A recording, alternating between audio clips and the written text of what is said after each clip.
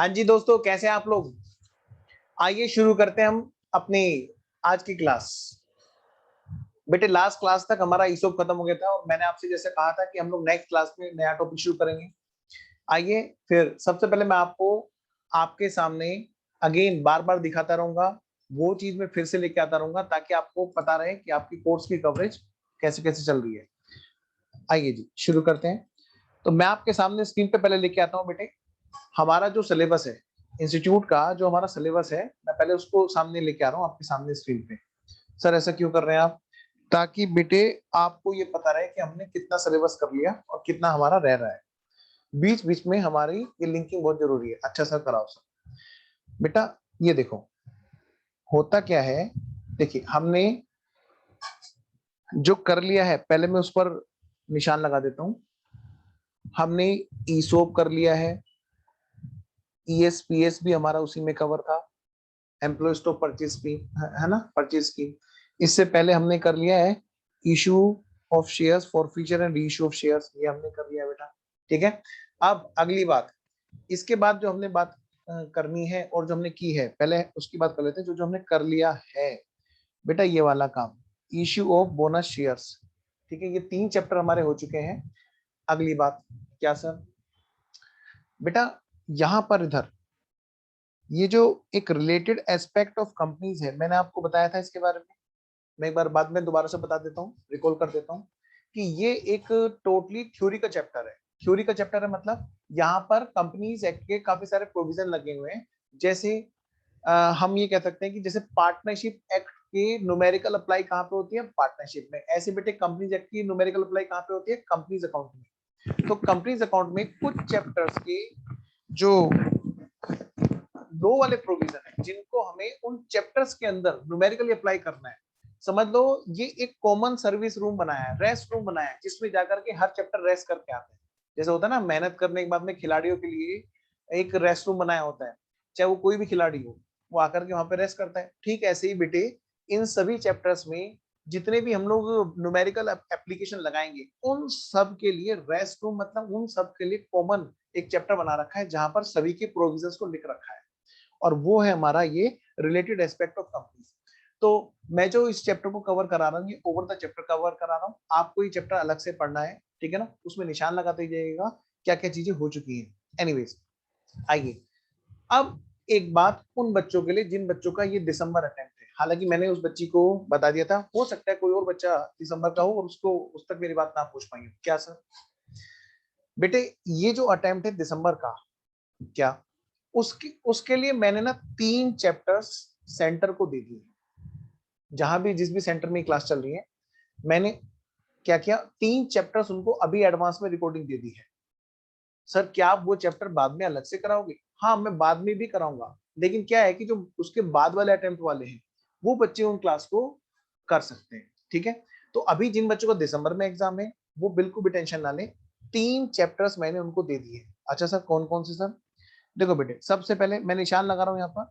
तो दिसंबर वाले बच्चे वो रिकॉर्डिंग ले ले सेंटर से, ये वाला चैप्टर जहां पर शेड्यूल 3 है, पूरा पूरा का पूरा कंपनीज एक्ट, सॉरी कंपनीज के न्यूमेरिकल है, यानी कि कंपनी का फाइनल अकाउंट है और ये मैनेजर रेम्युनरेशन है, ये बेटे उसी के अंदर है। कंपनी के फाइनल अकाउंट के अंदर ही मैनेजर रेम्युनरेशन भी शामिल है। ये 2 चैप्टर हो गए।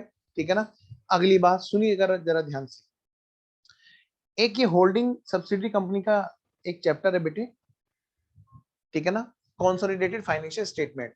तो आप लोग क्या करेंगे, जिन बच्चों का अभी अटेम्प्ट है और उनके पास में थोड़ा सा काम कम टाइम है, ठीक है ना, तो वो क्या करेंगे यहां से वो अपने चैप्टर कवर कर लेंगे। बाद में इन्हीं चैप्टर्स के लिए हम लोग एक और क्लास रिकॉर्ड करेंगे, वो आप तक पहुंच जाएंगे। चलिए जी मैं आगे बात करता हूँ। आइए सर और भी कोई चैप्टर? हाँ बेटा ये भी चैप्टर मैंने आपको आपका दे दिया, मैं बताना भूल गया, ये भी बेटे कंपनी के फाइनल अकाउंट का पार्ट होता है, कैश फ्लो स्टेटमेंट, जिसको हमारे यहाँ पर सिलेबस में अलग से दिखाया गया है। चक्कर क्या है ना, बड़ी तसल्ली से एकदम, क्या कहा मैंने, बड़ी तसल्ली से एकदम काम होना चाहिए सीएस के सिलेबस में, क्योंकि सीएस का सिलेबस ही कुछ ऐसा है। सीएस के सिलेबस को जना तरीके से सिस्टमेटिकली समेटना बहुत जरूरी है, क्योंकि हमारा जो स्टडी मॉड्यूल है उसमें क्वेश्चन बहुत ही कम दे रखे हैं, लेकिन ये टॉपिक छोटे छोटे नहीं है, ये इनकी प्रैक्टिस बहुत ज्यादा चाहिए। ठीक है। तो चलिए फिर बातें शुरू करेंगे हम लोग। आइए जरा करते रहेंगे बातें तो हम तो। बताइए सर अब आप क्या कराएंगे। अब ध्यान से बेटा, ये जो चैप्टर है हमारा जिसका नाम है रिडम्पशन ऑफ प्रेफरेंस शेयर्स, एक तो ये चैप्टर और दूसरा चैप्टर है buyback of equity shares with differential rights. ये दो चैप्टर हैं हमारे जो अब सीरीज में आएंगे।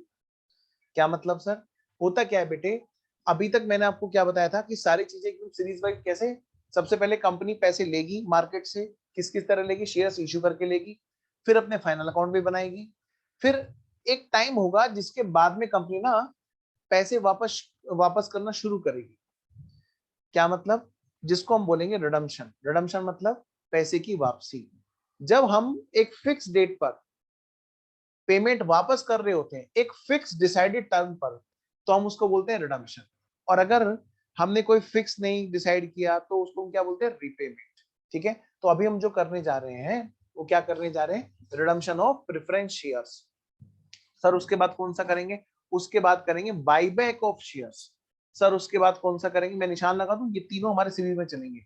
उसके बाद बेटे फिर क्या होगा, फिर तीसरा नंबर आएगा, और तीसरा नंबर जो होगा हमारा वो होगा रिडम्पशन ऑफ डिवेंचर्स का। तो ये तीन चैप्टर से हमारी अब सीरीज चलेगी, redemption redemption redemption redemption redemption redemption, buy buy buy buy buy back. तो चैप्टर नंबर 8, उससे पहले होगा चैप्टर नंबर 7, यानी 7, 8 और 16, ये सीरीज चलेगी। ठीक है बेटा, आइए जी शुरू करते हैं। शुरू करते हैं, अच्छा नहीं रुको, इसके साथ में फिर हमारा इश्यू ऑफ डिवेंचर भी तो रहेगा। हाँ मतलब मैं अब कौन कौन से कराऊंगा, सबसे पहले कराऊंगा 7। ठीक है, फिर मैं क्या कराऊंगा, फिर मैं कराऊंगा 8। 7 और 8 करने के बाद में फिर हमारा होगा 9, और फिर हमारा होगा 16। क्या कहा मैंने, सबसे पहले चैप्टर नंबर 7 आज जो हम लोग शुरू कर रहे हैं, रिडम्पशन ऑफ प्रेफरेंस शेयर्स। फिर हम करेंगे इस चैप्टर को खत्म करने के बाद, ध्यान रखना इस चैप्टर में लगभग 2 से 3 हो सकता है 4 क्लास लग जाए, लेकिन भरमार क्वेश्चन मैं आपको कराऊंगा। भरमार जिसको बोलते हैं, छोटे छोटे क्वेश्चन, ये गारंटी है क्लास में से आएगा जो भी आएगा, फुल स्टॉप तक बाहर से नहीं आएगा। ठीक है, चलिए बड़ा अच्छा लगा, 2-3 बच्चों का बड़ा अच्छा फीडबैक मुझे महसूस हुआ। मतलब जो बच्चों ने मुझे बताया उनको काफी अच्छा लगा कि सर काफी सारी प्रैक्टिस हुई। मैं बस यही चाहता हूँ, मुझे ना आप बताते रहिएगा, किसी भी बच्चे को कोई भी फीडबैक देना तो प्लीज मुझे आप डायरेक्ट फीडबैक दीजिएगा। सेंटर ने आपको ग्रुप बना ही दिया है। आइए जरा लेट्स स्टार्ट। तो चैप्टर नंबर हम कौन सा कर रहे हैं अब इस टाइम पर, चैप्टर नंबर 7। आइए जी शुरू हो जाते हैं जी। तो फटाफट से हेडिंग डालो बेटा, रिडम्पशन, क्या कहा है मैंने, एक minute,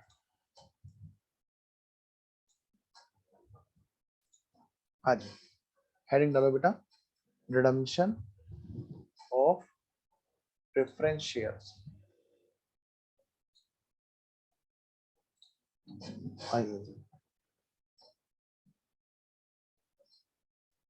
redemption of preference shares.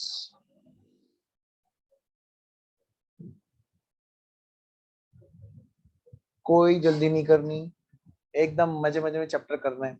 इसको पहले एक काम कर, एक छोटी सी एक बात हिंदी में लिख ले, थोड़ा था और मजा आएगा आपको। क्या सा, प्रेफरेंस, इंग्लिश में लिखते हैं, प्रेफरेंस शेयर्स होल्डर्स को, मैं मानता हूं हम लोग इंग्लिश में लिख सकते हैं, हम इंग्लिश में लिखें तो मजा आएगा आपको। प्रेफरेंस शेयर होल्डर्स को उनका पैसा, उनका पैसा during the life of company, during the life of company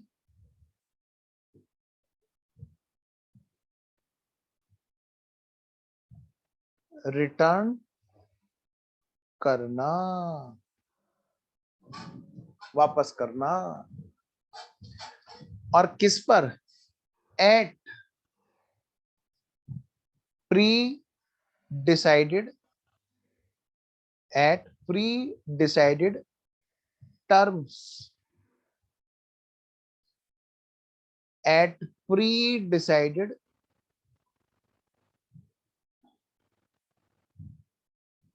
terms में आ जाता है वैसे तो, पर इसलिए अलग से लिख दिया टाइम। प्रेफरेंस शेयर होल्डर्स को उनका पैसा वापस करना, जो भी उनसे बात तय हुई थी, पहले तय कर रही थी, उसी बेसिस पर, चाहे वो हमने कहा था भैया हम 10 साल बाद वापस करेंगे या 5 साल बाद वापस करेंगे, और हम इतने नहीं इतने परसेंट फालतू देंगे या कम देंगे वगैरह वगैरह जो भी चीजें। आइए तो शुरू करते हैं बेटा। चैप्टर को शुरू करने से पहले रिडम्पशन ऑफ प्रेफरेंस शेयर्स और बाईबैक दोनों के ना एक थोड़ा सा हमें एक बार पढ़ लेना चाहिए कुछ बातें। क्या सर? आइए कुछ छोटी सी बात करके फिर मैं इस चैप्टर को आगे बढ़ाऊंगा। क्या सर? बताओ सर क्या बात है। बेटा देखो, पहली स्टेज मैंने आपको बताई थी कंपनी के लाइफ के दौरान, क्या सबसे पहले कंपनी आईपीओ निकालती है, वो क्या करती है, पैसा कलेक्ट करती है, यानी कि कलेक्शन ऑफ मनी या कलेक्शन ऑफ फंड या सोर्सेज ऑफ फंड जिसको आप बोलते हैं, कलेक्शन ऑफ फंड्स। वो कहां से पैसे जुटाती है कंपनी? कंपनी कहां से पैसे जुटाती है भाई? पहला सोर्स तो ये है, सबसे पहले तो भाई घर से पैसा लगाया जाता है। जो लोग प्रमोटर्स होते हैं वो अपना पैसा खुद लगाते हैं, ठीक है जी। इक्विटी शेयर्स इशू करते हैं, है ना, इनके लिए बना है। पैसा सबसे पहले आएगा, इशू होगा जी, इशू होगा, किसका होगा? कभी सर इक्विटी शेयर्स का होगा, अच्छा बेटा। कभी सर प्रेफरेंस शेयर्स का होगा, बी प्रेफरेंस शेयर्स का होगा, हाँ जी। और इनके लिए तय था नाम, इनका क्या है? परसेंटेज प्रेफरेंस शेयर्स, क्योंकि इनको प्रेफरेंशियलिटी रहती है ना, प्रेफरेंशियलिटी रहती है। जब भी अर्निंग होगी तो पहले आपको एक फिक्स परसेंटेज से पहले आपको आपकी पूजा की जाएगी, बाकी सब बाद में बच गया तो ले लेंगे, नहीं तो फिर नहीं। हायर द रिस्क, इसीलिए तो बोलते हैं इक्विटी के लिए। अच्छा, फिर एक बाहर वाले लोग होते हैं, जैसे घर में क्या होता है, जमाई होते हैं, जमाई। बताओ, जमाई हमारे घर के लोग होते हैं क्या? सर क्या बात कर रहे हो तुम? हाँ, नाराज मत हो ना, कभी कोई देर पे ले जाओ। जमाई होता है ना, जमाई। हाँ। और एक होता है घर का मालिक। घर का मालिक कब खाएगा? जब घर में रोटी होगी। अब जमाई को क्या करते हैं, मतलब दामाद जो होता है, डिवेंचर होल्डर की हालत कुछ इसी तरह की है, घर के दामाद की तरह। मतलब घर में दाने हो ना हो, उनको दिवाली दशहरा पे उनके यहाँ पे मिठाई जरूर जाकर भेजी जाती है, मई के वालों के यहाँ से। बेटा ऐसे ही काम इनके लिए है, डिवेंचर होल्डर्स के लिए, कि इनको इंटरेस्ट जरूर पे किया जाएगा, है ना, चाहे कंपनी अर्न कर रही हो या नहीं कर रही हो, ठीक है ना। तो इनका इंटरेस्ट तो बनता रहेगा, बनता रहेगा, बनता रहेगा। आइए जी, इनसे सबसे बेटे तीनों सोर्स हैं भाई। लोन वाला सोर्स हो गया, डिबेंचर, है ना, बैंक से तो लोन लेना देना एक अलग चीज है। हम बात कर रहे हैं फाइनेंशियल इंस्ट्रूमेंट्स की, इक्विटी शेयर इशू करके, प्रेफरेंस शेयर इशू करके, है ना, और क्या, डिबेंचर इशू करके। तो इन चीजों को इशू करके पैसा हम पहले क्या करते हैं, कंपनी क्या करती है, कलेक्ट करती है। फिर एक टाइम के बाद में भाई, ड्यूरिंग द लाइफ तो कंपनी इस पे डिविडेंड वगैरह इंटरेस्ट वगैरह देती रहती है। जब एक टाइम के बाद में जब पैसा काफी हो जाता है तो कंपनी क्या करती है, वो चाहती है कि भाई पहले तो लोन से फ्री हो जाए। तो सबसे पहले क्या होता है बेटे, बाहर वालों का पैसा दिया जाता है। तो इनके लिए बना है रिडम्पशन ऑफ डिबेंचर। डिबेंचर का पैसा वापस करने के लिए कौन सा चैप्टर बना है बेटा? Redemption of debentures. कौन सा चैप्टर बना है बेटा? Redemption of debenture. तो इसके लिए हमें पढ़ना है आगे जाकर के, क्या पढ़ना है सर? रिडम्पशन ऑफ डिबेंचर का चैप्टर पढ़ना है। जब हम किसी से पैसे उधार लेंगे, अगर मान लिया, तो हम पहले से तय करेंगे ना भाई, हम कब आपके पैसे वापस करेंगे और कितना परसेंट उस पर फालतू देंगे या पार पे रिडम्पशन करेंगे, कैसे करेंगे, तो वो बात बेटे पहले ही तय होती है ना। हाँ सर, तो वही बात मैं यहाँ पे कर रहा हूँ कि वो बात जो हमने तय की थी उसी शर्त पर हम उसको वापस करेंगे। इसके लिए हम एक अलग चैप्टर पढ़ेंगे जिसका नाम है रिडम्पशन ऑफ डिबेंचर्स। और उसके लिए हम उससे पहले इशू ऑफ डिबेंचर का चैप्टर पढ़ेंगे, जैसे मैंने आपको बताया, चैप्टर नंबर 9 और 16। आइए जरा, अब प्रेफरेंस शेयर्स और इक्विटी शेयर्स का इशू तो हम पढ़ चुके हैं। आइए जरा, पहले हमें करना है रिडम्पशन ऑफ डिबेंचर की बात, sorry redemption of preference shares की बात। आज हम लोग जो पढ़ रहे हैं वो है इनका पैसा वापस करने के लिए। क्या लॉ ने बोला और उसकी क्या अकाउंटिंग होगी, ठीक है ना। पता है बेटे, आगे जाकर के कभी क्या होता है कि कुछ जगह पर इक्विटी का भी पैसा वापस कर दिया जाता है। क्या मतलब, आप ये देखो, जैसे क्या होता है, मान लिया कंपनी में कई सारे मालिक हो गए, तो कंपनी कई बार क्या होता है, डिसीजन मेकिंग में बड़ी दिक्कतें आती है।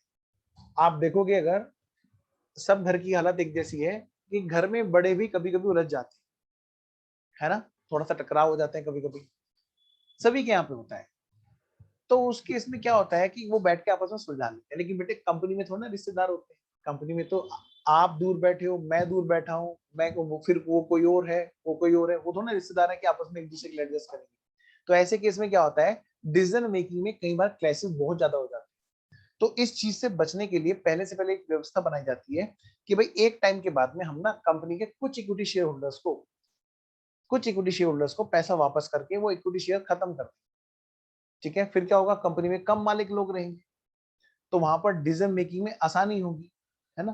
तो एक चैप्टर है बेटा जिसका नाम क्या है, बाई बैक। इक्विटी का पैसा वापस करने के लिए एक अलग चैप्टर बना है जिसका नाम है by back of equity shares. तो बाई बैक ऑफ शेयर्स लिखा हुआ है खाली, तो इसका इम्प्लाइड मैं आपको बता दूं, मतलब वो चैप्टर किसके लिए बना है, इक्विटी शेयर्स का पैसा वापस करने के लिए चैप्टर बना है। प्रेफरेंस शेयर्स का पैसा वापस करने के लिए चैप्टर बना है redemption of preference shares. Debentures का पैसा वापस करने के लिए बना है रिडम्पशन ऑफ डिबेंचर्स, ठीक है ना। इक्विटी शेयर्स का पैसा वापस करने के लिए बना है क्या, बाय बैक ऑफ शेयर्स। तो ये बातें पहले आपके लिए बतानी जरूरी थी, क्योंकि आप को बहुत जरूरी है कि एक अच्छी लिंकिंग के साथ आप लोग पढ़ें।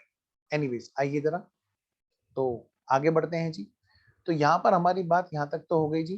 तो मैंने आपसे कहा था कि रिडम्पशन ऑफ प्रेफरेंस शेयर्स मतलब कंपनी की लाइफ के दौरान प्री डिसाइडेड टर्म्स पर प्रेफरेंस शेयर होल्डर का पैसा वापस करना कहलाता है रिडम्पशन ऑफ प्रेफरेंस शेयर्स। अब इसमें हमारे यहाँ पर लो क्या कहता है जी, इसके बारे में आइए जरा बात करते हैं। लो में कुछ प्रोविजन है और वो क्यों है पहले ये समझिए। क्या सर, बताइए सर। एक्चुअली क्या है बेटा, सोच के देखो जरा, हमें बहुत जरूरी है कि हर चैप्टर का पहले ना लॉजिक क्लियर करें। बेटा कंपनी की बैलेंस शीट ऐसे तो नहीं बनती, लेकिन मैं आपको समझाने के पर्पज से, क्योंकि हमारे माइंड में बैलेंस शीट का अक्सर ये फॉर्मेट फिट रहता है हॉरिजॉन्टल वाला। तो मैं आपको एक एग्जांपल देने के लिए फिलहाल यहाँ पर एक इस तरह की बैलेंस शीट समझा रहा हूँ जिससे कि आपको ना लॉजिक समझ में आए। तीनों चैप्टर का इकट्ठा logic, redemption of debenture, redemption of preference shares और बायबैक ऑफ इक्विटी शेयर, तीनों चैप्टर के पीछे एक छोटा सा लॉजिक है। सर क्या लॉजिक है सर, बताऊंगा, लेकिन पहले पूरा फोकस मेरे को इधर चाहिए, क्योंकि अगर आपने लॉजिक समझा तो आप ना इस चैप्टर में बड़े आराम से खेलते खेलते कर लोगे इस चैप्टर को। तो पूरा फोकस इधर, पेन रुक दो और देखो इधर, ये है बेटा एक बैलेंस शीट, है ना। लॉजिक इसको लिखो, इसको हम लिखेंगे logic behind, logic behind redemption, logic behind redemption of shares लिखा मैंने। क्या लिखा मैंने बेटा, रिडम्पशन ऑफ प्रेफरेंस शेयर्स। ये बात है किसकी, किसकी बात होगी ये, प्रेफरेंस शेयर्स की। और क्या, एक और मैं लिखता हूं बाईबैक ऑफ इक्विटी शेयर। बेटे दोनों चैप्टर में ना एक ही लॉजिक चलता है, और वो क्यों चलता है मैं आपको बताऊंगा। बाईबैक ऑफ इक्विटी शेयर्स, बेटे बाईबैक ऑफ शेयर्स वर्ड बना ही सिर्फ इक्विटी के लिए, तो मैं नहीं भी लिखूंगा, अगर कभी बोलूंगा नहीं कि बाईबैक ऑफ इक्विटी शेयर, तो समझ जाना बाईबैक का चैप्टर बना ही किसके लिए, इक्विटी के लिए बना है, ठीक है जी। चलिए जी, तो आगे बढ़ते हैं जी।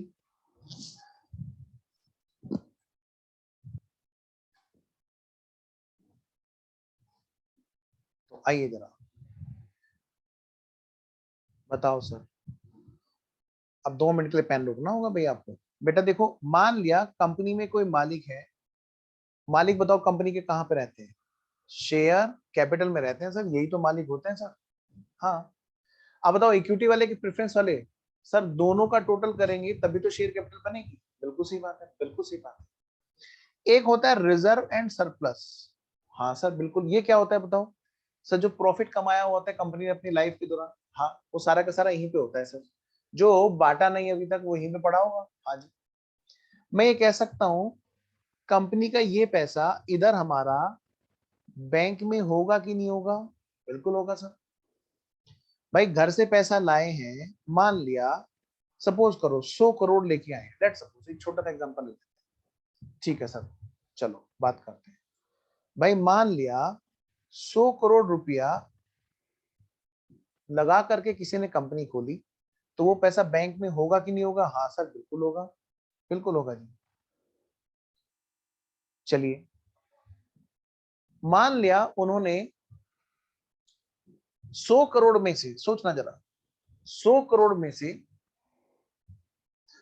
यहां पर इधर बेटा फिक्स असेट्स, जिसको हम आज की डेट में नाम देते हैं भाई फिक्स असेट्स, और लॉन्ग टर्म इन्वेस्टमेंट को हम क्या नाम देते हैं? Non current assets.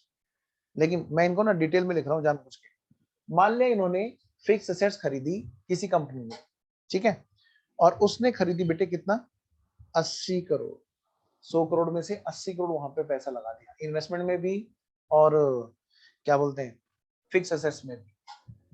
बताओ बेटे बैंक में कितना पैसा बच गया? सर अब तो सर यहाँ पे सिर्फ 20 करोड़ रह गए, क्योंकि सर वो 80 तो वहां चले गए। हाँ बैलेंस शीट हमारी टैली। हाँ, और उस मशीनरी से इतना रेवेन्यू जनरेशन हुआ, इतना रेवेन्यू जनरेशन हुआ कि यहाँ पर इन्होंने क्या किया इन्होंने 10 करोड़ रुपए साल भर में कमा लिए। मैं कह सकता हूं जी, अब यहाँ पर 20 करोड़ में 10 करोड़ रुपए भी जुड़ गए, तो कितने बन गए? यहाँ पर 30 करोड़ रुपए हमारी बैलेंस शीट में हो चुके हैं बैंक में। तो टोटल अगर मैं देखूं तो यहाँ पर 110 करोड़ इधर और 110 करोड़ इधर हमारी बैलेंस शीट टैली है। उम्मीद है ये बात आपको समझ में आ रही है, कितना सिंपल है देखो। ठीक है सर, मैं आपसे एक चीज कहता हूँ बेटे, कंपनी को लालच आया, कंपनी के मालिकों को लालच आया, लालच क्या है, एक मोटिवेशन आया कि भाई हम इतना अच्छा रिटर्न कमा सकते हैं, 100 करोड़ पे हमने 10 करोड़ कमा लिए, 10% का रिटर्न, तो क्यों ना हम एक काम करें, हम किसी से पैसा उधार ले लें सस्ते में, सस्ते रिटर्न पर, बहुत कम ब्याज पर, और उठा करके हम 10% का जो रिटर्न कमा रहे हैं, 100 करोड़ लगा करके जब हम 10 करोड़ कमा सकते हैं, अगर यही 100 करोड़ हमें किसी और के भी मिल जाए तो मजा आ जाएगा कि नहीं आ जाएगा? हाँ सर मजा आ जाएगा। आओ जरा बात करते हैं। मान लिया इन्होंने डिबेंचर इशू किया, क्या इशू किया बेटा? डिबेंचर इशू किया, और अगर ये वहां से भी, लेट सपोज वहां से भी सपोज कीजिए ये 100 करोड़ ले आए, तो बताओ बेटे अब इनके पास में कितने रुपए हो गए? अब इनके पास बैंक में कितने रुपए हो गए? रिकॉर्डिंग हुआ तो क्या हुआ? आंसर देते रहो साथ में, देखो वरना पाप लगेगा। अच्छा सर, सर अब ना इनके पास ये सारी चीजें हटा करके अगर हम देखें सर, तो यहाँ पे ना अब इनके पास में 130 करोड़ रुपए हो गए। बिल्कुल सही बात है। अब मैं आपसे एक बात कहता हूँ, सुनना जरा ध्यान से। इन्होंने काम शुरू कर दिया फिर दोबारा से, लेकिन कोई मिसहैपनिंग हो गई, जैसे कोरोना आया और भाई काम बंद हो गए, कई सारे काम बंद हुए। आपको पता है कोरोना एक इस पर्पज से समझाने के पर्पज से एक अच्छा एग्जाम्पल। मान लिया कहीं इन्होंने पैसा इन्वेस्ट कर रखा था जहां से रिटर्न भी आ रही थी, कुछ अपना मशीनरी में लगा रखा था जहां से प्रोडक्शन कर रहे थे, और ये इनकी वैल्यू गई घट, ये 80 करोड़ वाली चीज अब रह गई सिर्फ और सिर्फ कितने की? ये रह गई सिर्फ और सिर्फ 35 करोड़ की रह गई। सर इतना डाउनफॉल हो सकता है? हाँ हुआ है, पिछले उसमें देख लो कितने लोगों के बिजनेस ठप हो गए, सारे तो बड़ा नुकसान हुआ। और इधर से जो बिजनेस का मालिक है उसने चालूपंथी दिखाई, और वो कह रहा है कि ये जो, ध्यान से अब पूरा फोकस इधर, क्या कहा मैंने? वो पैसा जहां पे लगा हुआ था वो डूब गया। बताओ बेटे इन लोगों ने किसके भरोसे उधार दिया था? ये जो डिवेंचर आए यहाँ पर, ये हमारे लोन ही तो है ना, डेट ही तो है ना, डेप्ट, लोन ही तो है ना। हाँ सर, तो इन्होंने क्या देख के, क्या सोच के इन्होंने उधार दिया होगा?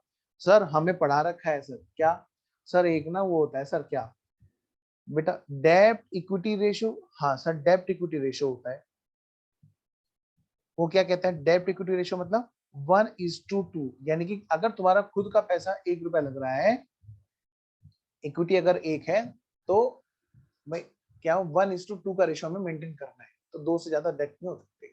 अब समझिए मेरी बात को, वरना कंपनी लिक्विडेट होने वाली है, सोल्वेंसी का खतरा है। अब हुआ क्या, इनका तो पैसा गया फंस, इन्होंने क्या किया, अपने वाले 110 रुपए लेके भागना चाहते। कौन, बोलो बोलो कौन, ये बिजनेस का मालिक।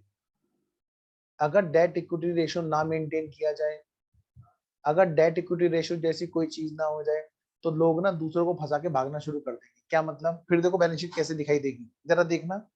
मान लिया यहां से इस 130 में से उन्होंने क्या किया, 130 करोड़ में से अपने वाले 110 करोड़ उन्होंने निकाल लिए। सोच के देखो जरा, तो बैलेंस शीट हमारी कैसे दिखाई देगी, मैं बताऊं। मैं नीचे एक अलग सी बैलेंस शीट बना दूं ताकि आपको वो चीज दिखाई दे बिना काटा पीटी के। हाँ जी, ये रही जी बैलेंस शीट। अगर हम मालिक को कहें कि ठीक है भाई तुम मालिक जा सकते हो, तो पता है बेटे बैलेंस शीट में शेयर कैपिटल तो रहेगी नहीं। पता है क्या बचेगा, फिक्स एसेट बचेगा, इन्वेस्टमेंट बचेगा, है ना। और वो कितने का बचेगा, 35 करोड़ का। और इनसे रिकवरी करने के लिए वहां पर रोते रहेंगे रोते रहेंगे रोते रहेंगे। कौन रोते रहेंगे, डिबेंचर्स वाले, जिनके पैसे कितने थे, 100 करोड़। उनके लिए जिन्होंने 100 करोड़ दिए थे इनको, कितने पैसे रिकवर कर पाएंगे वो, सिर्फ 35 करोड़ रिकवर कर पाएंगे। इसीलिए बेटे डेट इक्विटी रेशियो का जन्म हुआ, समझ लो। कि भाई ध्यान से, कि इतनी तो बात रखो कि सोल्वेंसी रेशियो बना रहे। तो मेरी बात समझिए, तो ये जो चैप्टर है, जो रिडम्पशन ऑफ प्रेफरेंस शेयर्स हैं, जो बाईबैक ऑफ इक्विटी शेयर्स हैं, इसमें एक रेस्ट्रिक्शन लगाई गई किस चीज पर, इस वाली चीज पर, कि ये जो मालिक है ना, मालिक, हाँ कौन है ये शेयर होल्डर्स, मालिक। सर मालिक का पैसा तो सर खाली शेयर कैपिटल है ना, आप रिजर्व सरप्लस को क्यों बोल रहे हो, अरे बेटे कमाई तो उसी की है। तो मालिक का जितना भी पैसा होगा, मालिक को ऐसे नहीं निकालने देंगे, जब मन करा तब निकल लिए, है ना। मतलब यार जिसके खाया पिया किसके। तो क्या कहा, कैसे निकालने देंगे सर, बेटे इसके लिए कंपनी में एक प्रोविजन है। क्या प्रोविजन है, कि कैपिटल को रिड्यूस ऐसे आसानी से नहीं करने दिया जाएगा। मतलब कैपिटल जिसकी होगी, बिजनेस का जो मालिक होगा, वो एकदम से नहीं जाएगा। किस तरीके से जाएगा जी, तो बेटा इसके लिए ना कुछ रेस्ट्रिक्शंस लगी। क्या क्या, भाई मालिक को तब उठने देंगे जब ये अपनी जगह पर क्या करे, किसी और को बिठाए, किसी और को बिठाए। अच्छा सर कैसे, देखिए जरा, ये समझ लो कि देखो ऐसे केस में क्या होगा, ये जो क्रेडिटर है, क्या है ये, क्रेडिटर मतलब लोन वाला। तो ये बेटे अगर मान लिया पैसे दे रहा है, तो बेटे इसकी सेफ्टी भी तो लो की जिम्मेदारी है ना। तो इसीलिए डेट इक्विटी रेशियो बनाया गया है। और पता है यहाँ पर सबसे बड़ी खास बात क्या है, क्या है सर, कि यहाँ पर इन चीजों को रेस्ट्रिक्ट करने के लिए लोगों में प्रोविजन है। ठीक है, अब यहाँ पर जो प्रोविजन है वो कैसे कैसे हैं, आइए। सबसे पहले हम बात कर रहे हैं किसकी किसकी बात कर रहे हैं, रिडम्पशन ऑफ प्रेफरेंस शेयर्स वाले चैप्टर की, जहां पर रेस्ट्रिक्शन किसने लगाई है, कौन से सेक्शन ने लगाई है, आइए जरा। तो ये जो चैप्टर है हमारा रिडम्पशन ऑफ प्रेफरेंस शेयर्स, इसमें जो हमें मेन जो सेक्शन देखने हैं, वो कौन कौन से देखने हैं जी, आइए जरा देखना शुरू करें। थोड़ा सा जूम कर लूं मैं।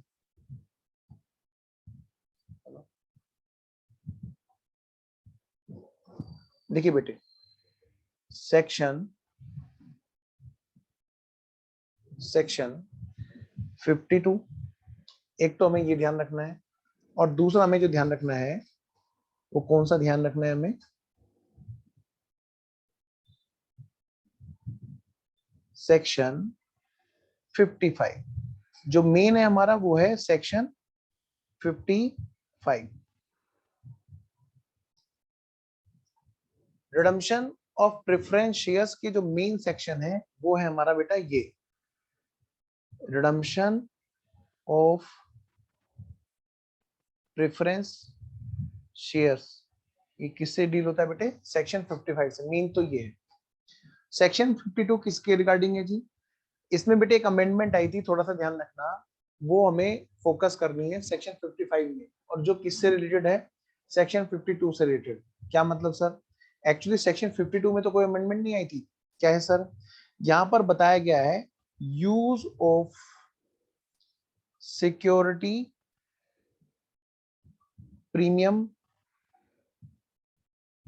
अकाउंट, क्या बताया गया, use of security premium account, कि सिक्योरिटी प्रीमियम अकाउंट जो हम लोग बात करते हैं कि हम लोग इशू के टाइम पर हम लोग सिक्योरिटी प्रीमियम इकट्ठा करते हैं, वो हम लोग कहाँ कहाँ पे यूज करेंगे, ये बात इस सेक्शन में बताई गई है।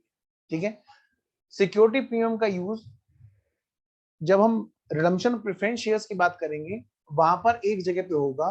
ठीक है, तो थोड़ा सा ध्यान रखना होगा कि यहाँ पर एक छोटी सी अमेंडमेंट आई थी, बड़ी प्यारी अमेंडमेंट है। ठीक है, तो हम लोग वो भी अभी शुरू करेंगे।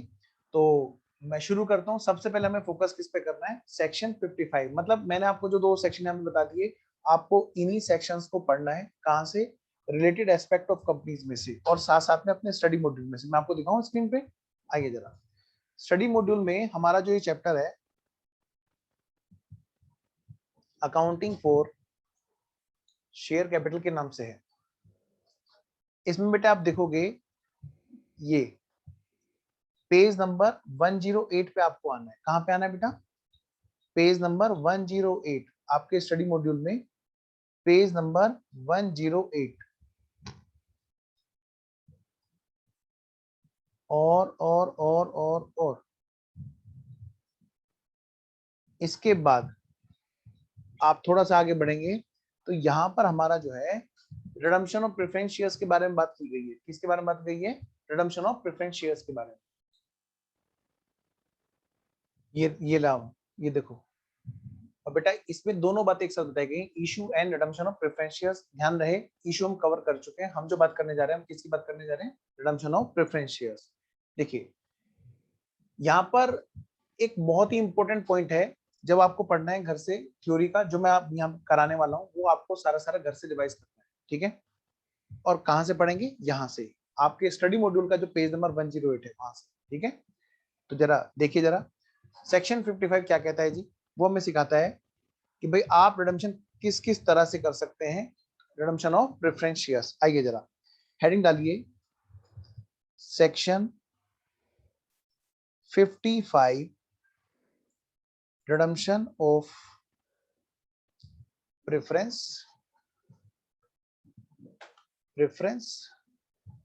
Shares, redemption of preference shares.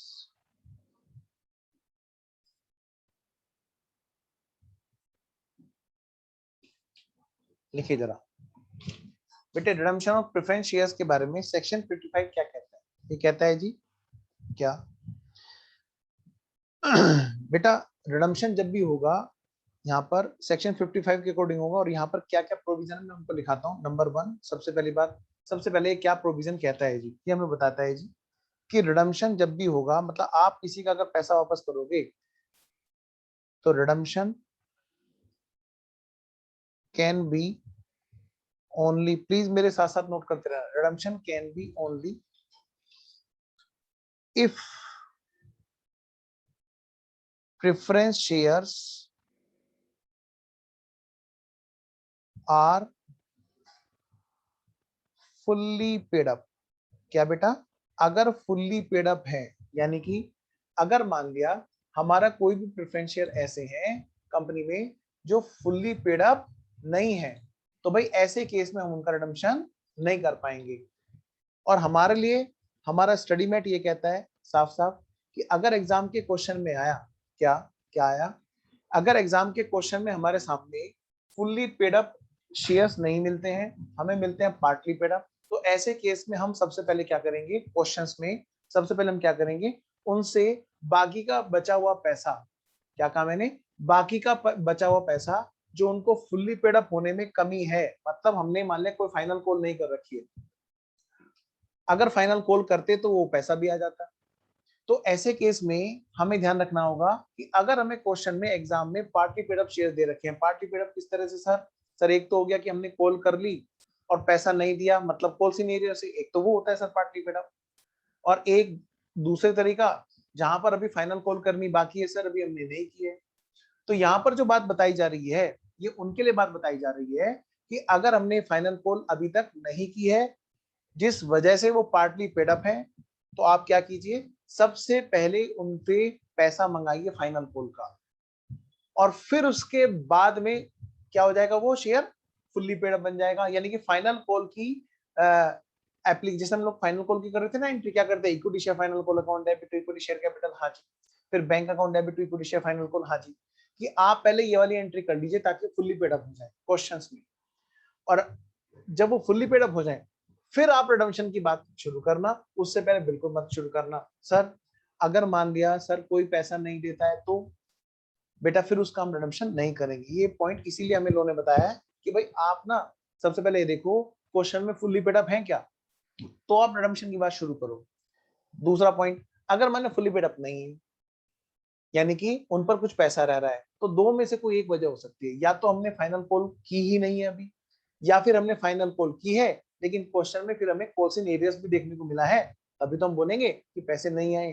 ठीक है सर, तो मैं इसमें पहला केस ले रहा हूं कि अगर हमने फाइनल कॉल अभी तक नहीं की है तो हम क्या करेंगे, फाइनल कॉल करेंगे और वो अमाउंट रिकवर कर लेंगे, है ना। और फाइनल कॉल करके रिकवर करने की एंट्री आपको पता ही है, equity share final call account debit to equity share capital और bank account debit to equity share final call. लेकिन अगर ऐसा क्वेश्चन ने हमें बताया है कि भाई कोई कॉल इन एरियर्स है, ठीक है ना, जो हमें रिकवर हो ही नहीं रहे, यानी हमने फाइनल कॉल कर रखी है लेकिन पैसा आ ही नहीं रहा है और मना कर दिया जी शेयर होल्डर ने और दे नहीं पाएंगे, तो उन शेयर्स के अलावा जो बाकी के शेयर्स हैं सिर्फ वो फुल्ली पेड अप कहलाएंगे, आपको पता है। तो सिर्फ उन्हीं की कहानी ये शुरू होगी, यानी कि सिर्फ उन्हीं का रिडम्पशन होगा। चलिए जी, आइए नंबर 2, तो अगली बात शुरू करते हैं जी। नंबर 2, तो सबसे पहली बात हमने क्या देखी कि हम सिर्फ उन्हीं का रिडम्पशन कर सकते हैं जो कि फुल्ली पेड अप है। ठीक है, आइए जरा, अब फुल्ली पेड अप का जब हम रिडम्पशन करेंगे तो भाई सोर्स क्या है, source, sources of redemption, sources of redemption, भाई जो पैसा लाएंगे वो कहां से लाएंगे, जिसका हमें रिडम्पशन करना है। तो यहां पर ध्यान रखना बेटा, यहां पर हमें लो बताता है कि आप जब शेयर्स का रिडम्पशन करेंगे तो कहां से करेंगे। आइए जी, नंबर 1 ए, ये बात बेटे कौन बता रहा है, लो बता रहा है। देखिए, redemption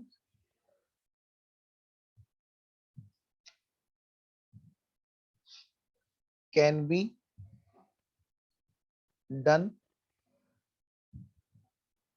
only out of free reserve and surplus, only out of free reserve and surplus. या तो भाई कहां से हो सकते हैं, फ्री रिजर्व एंड सरप्लस से। ये सब बातें कौन बता रहा है, बोलो बेटे, ये सब बातें क्या कौन बता रहा है, ये हमें बता रहा है सेक्शन 55 लो का प्रोविजन कि रिडम्पशन कहां से होता है, या तो फ्री रिजर्व और सरप्लस से हो सकता है, और मतलब फ्रीजर, मतलब फ्रीजर सरप्लस मतलब जो कंपनी ने पैसा कमाया या तो वहां से कंपनी पैसे वापस करेगी प्रेफरेंस शेयर होल्डर का, और या फिर क्या, और नहीं तो एक काम करो, नए वाले प्रेफरेंस शेयर्स को बुला लो और पुराने वाले प्रेफरेंस शेयर्स को वो पैसा दे दो, यानी कि आउट ऑफ न्यू इशू और आउट ऑफ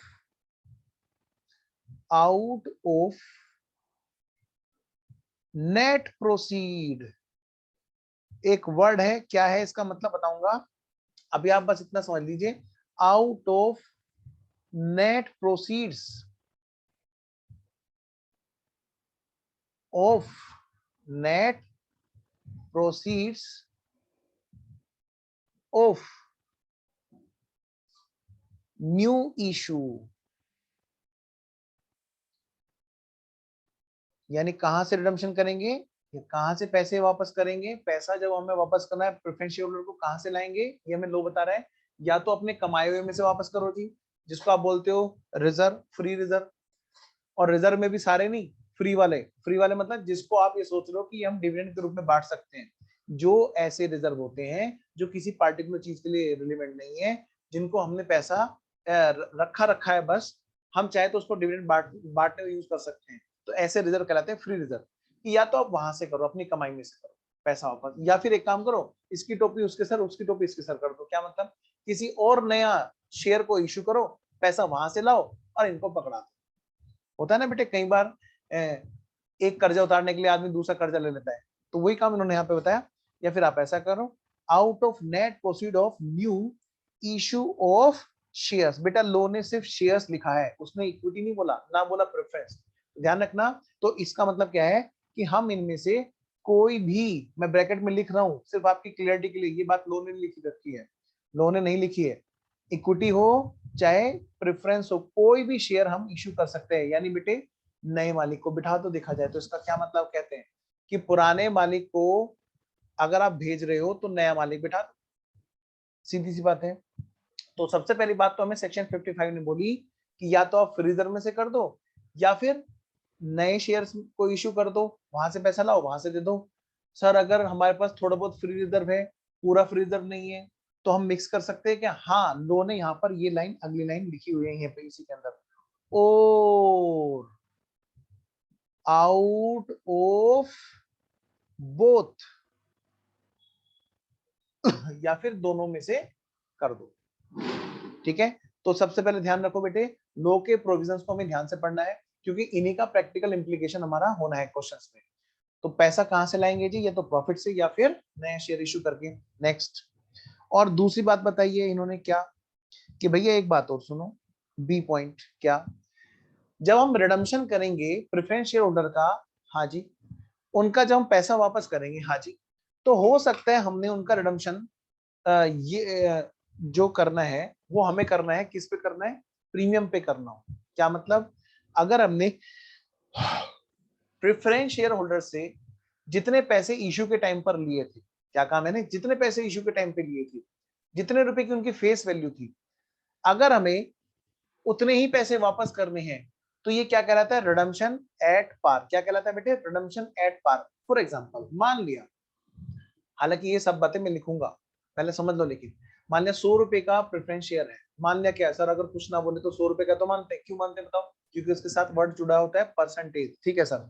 तो 100 रुपए का हमने प्रेफरेंस शेयर लिया जिसको हमने इशू किया, ठीक है सर, और 100 रुपए ही हमने उससे लिए थे, मतलब इशू प्राइस भी उसका सेम है, और ये तय करके लिया था कि हम भैया तुम्हें ना 100 रुपए ही वापस करेंगे आगे जाकर के, तब तक आप हमसे प्रेफरेंस शेयर्स के ऊपर डिविडेंड लेते रहो, मजे लो आराम से कमाई के। तो जब हम रिडम्पशन के टाइम पर उसको पैसे वापस कर रहे होंगे तो कितने रुपए वापस करेंगे? 100 रुपए ही वापस करेंगे। तो यानी कि 100 रुपए के प्रेफरेंस शेयर्स के लिए हम कितने रुपए वापस कर रहे हैं? 100 रुपए वापस कर रहे हैं। ये कहलाता है हमारा रिडम्पशन एट पार। अगर 100 रुपए के प्रेफरेंस शेयर्स को हमने जब इशू किया था तब हमने 100 रुपए लिए थे, यानी इशू प्राइस भी 100 रुपए था, ठीक है ना। तो पैसे कितने हैं जेब में? 100 रुपए। प्रेफरेंस शेयर्स कितने का था? 100 रुपए का। कितने का था? 100 रुपए का। अब तय ये हुआ था कि जब भी हम तुम्हें वापस करेंगे तब हम तुम्हें 10 रुपए फालतू देंगे, यानी कि 100 रुपए के बदले हम तुम्हें कितने देंगे? 110। तो ये जो रिडम्पशन होगा ये किस पे कहलाएगा? Redemption at premium. क्या कहलाएगा बेटा? Redemption at premium. तो ये जो केस है, जब रिडम्पशन एट प्रीमियम है, तो यानी कि रिडम्पशन के टाइम पर हमें दो चीज का इंतजाम करना होगा। सबसे पहले तो फेस वैल्यू, जिसको हम बोलते हैं नॉमिनल वैल्यू। तो ये जो पहला पॉइंट जो लिख रखा है बेटे यहाँ पर, ये किस चीज के लिए लिख रखा है? मैं इसके सामने लिख रहा हूँ, ये बात लो ने नहीं लिख रखी है, ठीक है ना। ये लेकिन लोग किसके लिए कह रहा है? नॉमिनल वैल्यू का इंतजाम कैसे करना है, ये पॉइंट इसलिए लिखा हुआ है। सर हम भी लिख लें क्या? हाँ, आप यहाँ पे लिख लो, अपनी कॉपी में लिख लो कि भाई इसका इंतजाम करने के लिए बोल रहा है, फेस वैल्यू, नॉमिनल वैल्यू का इंतजाम के लिए। लेकिन जो लो में यहाँ पे लिख रखा है तो नॉमिनल वैल्यू के लिए लिख रखा है, यानी कि फेस वैल्यू। लेकिन जो फेस वैल्यू से ऊपर का पार्ट है, which is called premium, which is called premium payable on redemption. क्या कहलाएगा बेटा? प्रीमियम। जो रिडम्पशन पे पेबल है उसको नाम क्या है बोलेंगे हम? Premium payable on redemption. Short में मैं इसका एक नाम बोला दूंगा आपको क्लास में, PPOR। क्या बोलूंगा? PPOR का इंतजाम, का इंतजाम।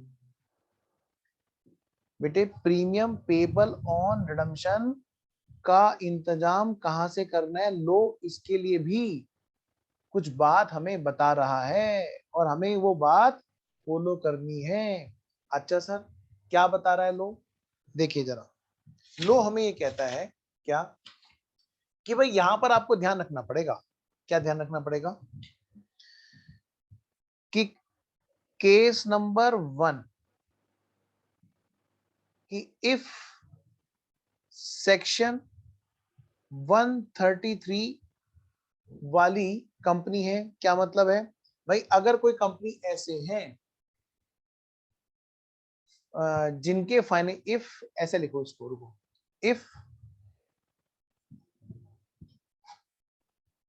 if companies,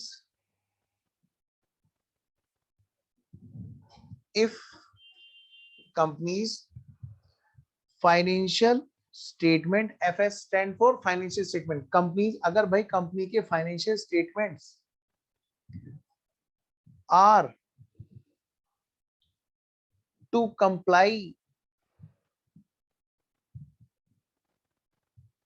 with the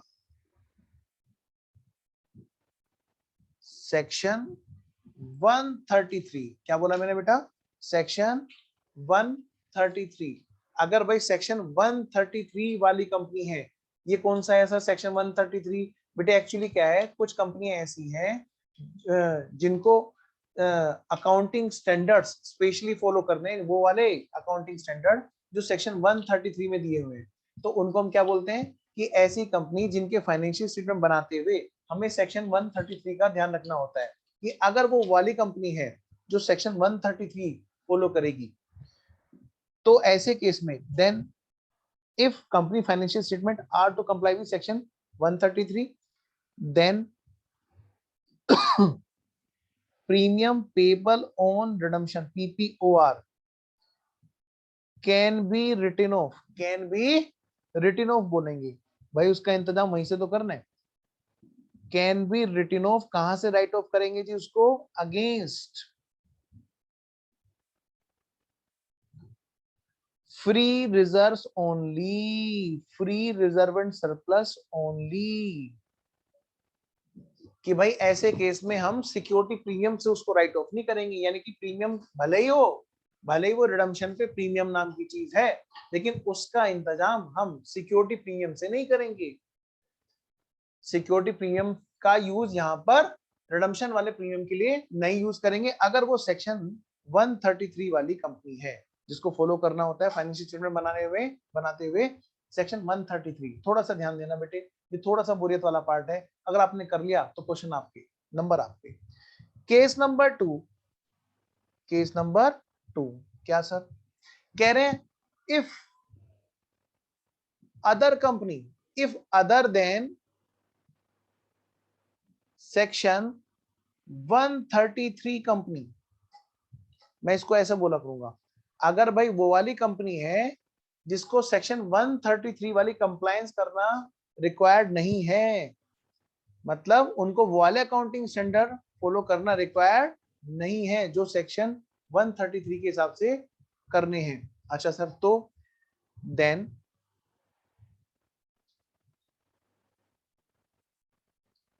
premium payable on redemption can B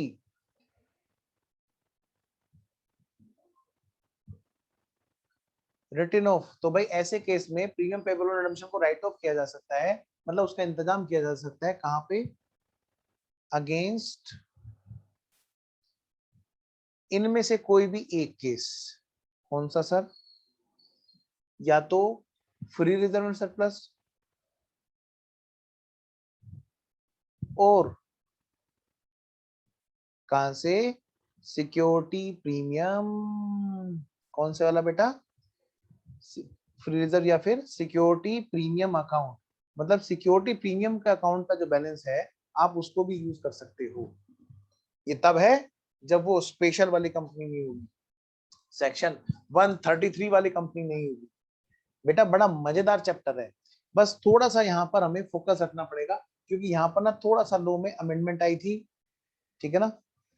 चलिए बढ़ते हैं जी आगे, आइए जी करते हैं सर आगे। तो मेरे ख्याल है आपने नोट कर लिया होगा, मैं तेज तो नहीं कर रहा हूं।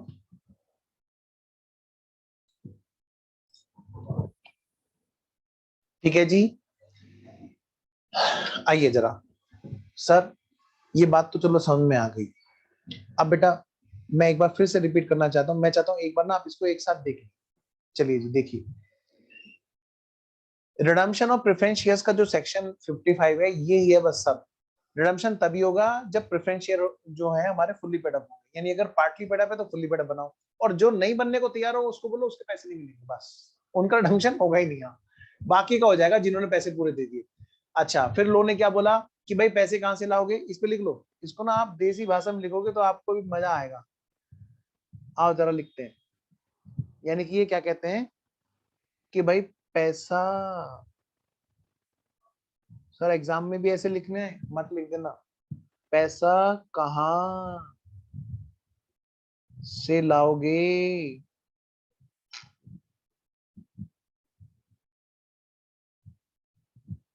कैसा पैसा कहां से लोगे, ठीक है बेटे। आइए जरा, तो ये इन्होंने बताया कि भाई देखो दो चीज है, एक तो है जब रिडम्पशन होता है पार पे तो हमें क्या चाहिए, सिर्फ फेस वैल्यू वापस करनी, क्या चाहिए बोलो, सिर्फ फेस वैल्यू वापस करनी है।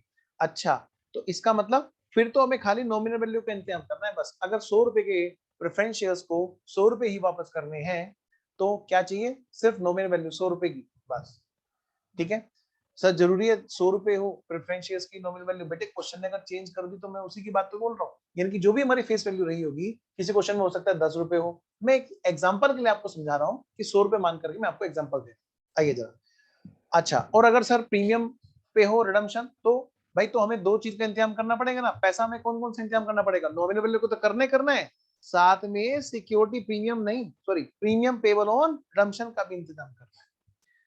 अब प्रीमियम पेबल ऑन रिडम्पशन का इंतजाम करने के लिए रूल है, क्या रूल है, ये अमेंडमेंट आई थी अब से 2 साल पहले, अब बड़ी खतरनाक अमेंडमेंट थी। अच्छा सर क्या है सर, कि अगर सेक्शन 133 वाली कंपनी है, वो वाली कंपनियां जिनके फाइनेंशियल स्टेटमेंट को सेक्शन 133 कंप्लायंस करना है, वो सिर्फ एक काम करेंगी, ओनली फ्री रिजर्व, बस यहीं से प्रीमियम राइट ऑफ कर सकती हैं, ठीक है जी।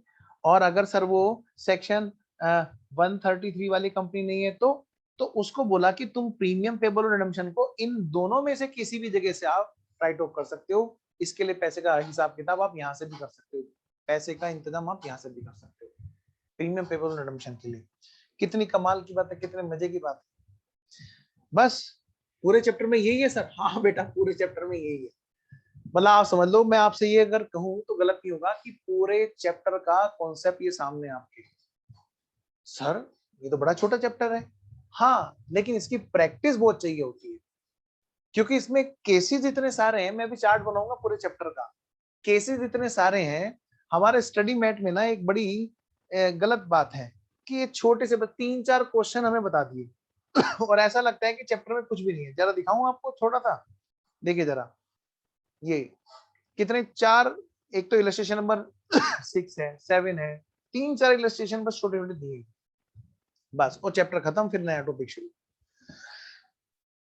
बस 3 इलस्ट्रेशन, लेकिन 3 से बात नहीं बनेगी, कम से कम भी 20 क्वेश्चन होंगे, तब जाके चैप्टर काबू में आएगा, ठीक है। और मैंने आपको ये चैप्टर दे रखा है, ये रहा रिडम्पशन ऑफ प्रेफरेंस शेयर्स, ठीक है, और इसमें लगभग 34 पेज है, जिसमें आपके न्यूमेरिकल भी हैं और जिसमें आपका कॉन्सेप्ट भी है, ठीक है तो जो शुरू में मैंने यहाँ पे लिख रखा है वो सारा सारा कॉन्सेप्ट है, और यही सब चीजें हमें देखनी है, ठीक है बेटा। आइए चलिए बात शुरू करते हैं, वापस से आते हैं अपनी कॉपी पे, तो लो सर शुरू हो जाओ फिर। हाँ लेकिन शुरू वाली क्लास में जानबूझ के मुझे थोड़ा धीरे चलना इसलिए पड़ता है बेटे, अगर कॉन्सेप्ट हिल गया तो फिर समझ लो चैप्टर बेकार, फिर बेटे प्रैक्टिस भी हिल जाएगी, ठीक है, तो इसलिए मुझे थोड़ा सा धीरे धीरे चलना पड़ता है। तो पहली बात तो हमने क्या किया, सोर्स ऑफ रिडम्पशन हमने क्या देखा, अभी तक हमने क्या देखा, हमने देखा सर कि जो कंपनी है, कंपनी में रिडम्पशन ऑफ प्रेफरेंस शेयर जो चैप्टर है उसका मतलब क्या है, प्रेफरेंस शेयर होल्डर का पैसा वापस करना, और रिडम्पशन वर्ड इसलिए बना है क्योंकि ये प्री डिसाइडेड टर्म्स पर प्री डिसाइडेड टाइम पर सारा पेमेंट होना है, कंपनी सबसे पहले पैसा कलेक्ट करती है और फिर उनका वापस शुरू करना पड़ती है, तो हर किसी के लिए अलग अलग एक चैप्टर है सर। बाईबैक बाद में पढ़ेंगे सर, वो इक्विटी की बात करता है, रिडम्पशन डिबेंचर बाद में पढ़ेंगे सर, वो इशू ऑफ डिबेंचर के कॉरेस्पॉन्डिंग रिटर्न की बात करता है, प्रेफरेंस शेयर्स का इशू हम इक्विटी के साथ कर चुके हैं, तो आज हम पढ़ रहे हैं रिडम्पशन ऑफ प्रेफरेंस शेयर्स। और लॉजिक ये है कि भाई मालिक को अगर भागने का मौका दिया जाए तो वो बाहर वालों से पैसे लेके भगा के फंसा के उनको भाग जाएगा, तो इसलिए लो की बहुत जरूरत है कि लो बिल्कुल एक ऐसी रेस्ट्रिक्शन लगाए कि भाई तब उठने देंगे जब आप यहाँ पे किसी और को बिठा दोगे, और वो भी उसकी जेब में पैसा होना चाहिए। आइए जरा, तो सेक्शन 52 और 55 दो मेन यहाँ पे देखने हैं। तो सेक्शन 55 तो हमने देख लिया, क्या देख लिया, सेक्शन 55। और उसने क्या कहा जी, उसने सर ये कहा कि रिडम्पशन तभी करेंगे जब फुली पेड अप होगा। रिडम्पशन के लिए पैसा हमारा कहां से लाएंगे, नॉमिनल वैल्यू के इंतजाम कहां से करेंगे, या तो फ्री रिजर्व से या नए शेयर से या दोनों के मिक्स से।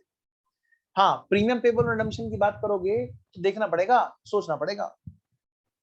जैसे वो कहता है ना कात्या में, वो फिल्म थी कौन सी, कोई जाए तो ले आए मेरी लाख दुआ है, वो उसमें गाने में वो विलन होता है, वो कहता है तेरी मौत सोचनी पड़ेगी। हाँ, वो क्या था उसका, डैनी होता है उसमें, सनी देओल होता है। ठीक वैसे बेटे यहाँ पर आकर क्या होता है, प्रीमियम पेपर रिडम्पशन की मौत सोचनी पड़ेगी, मतलब उसका इंतजाम सोचना पड़ेगा।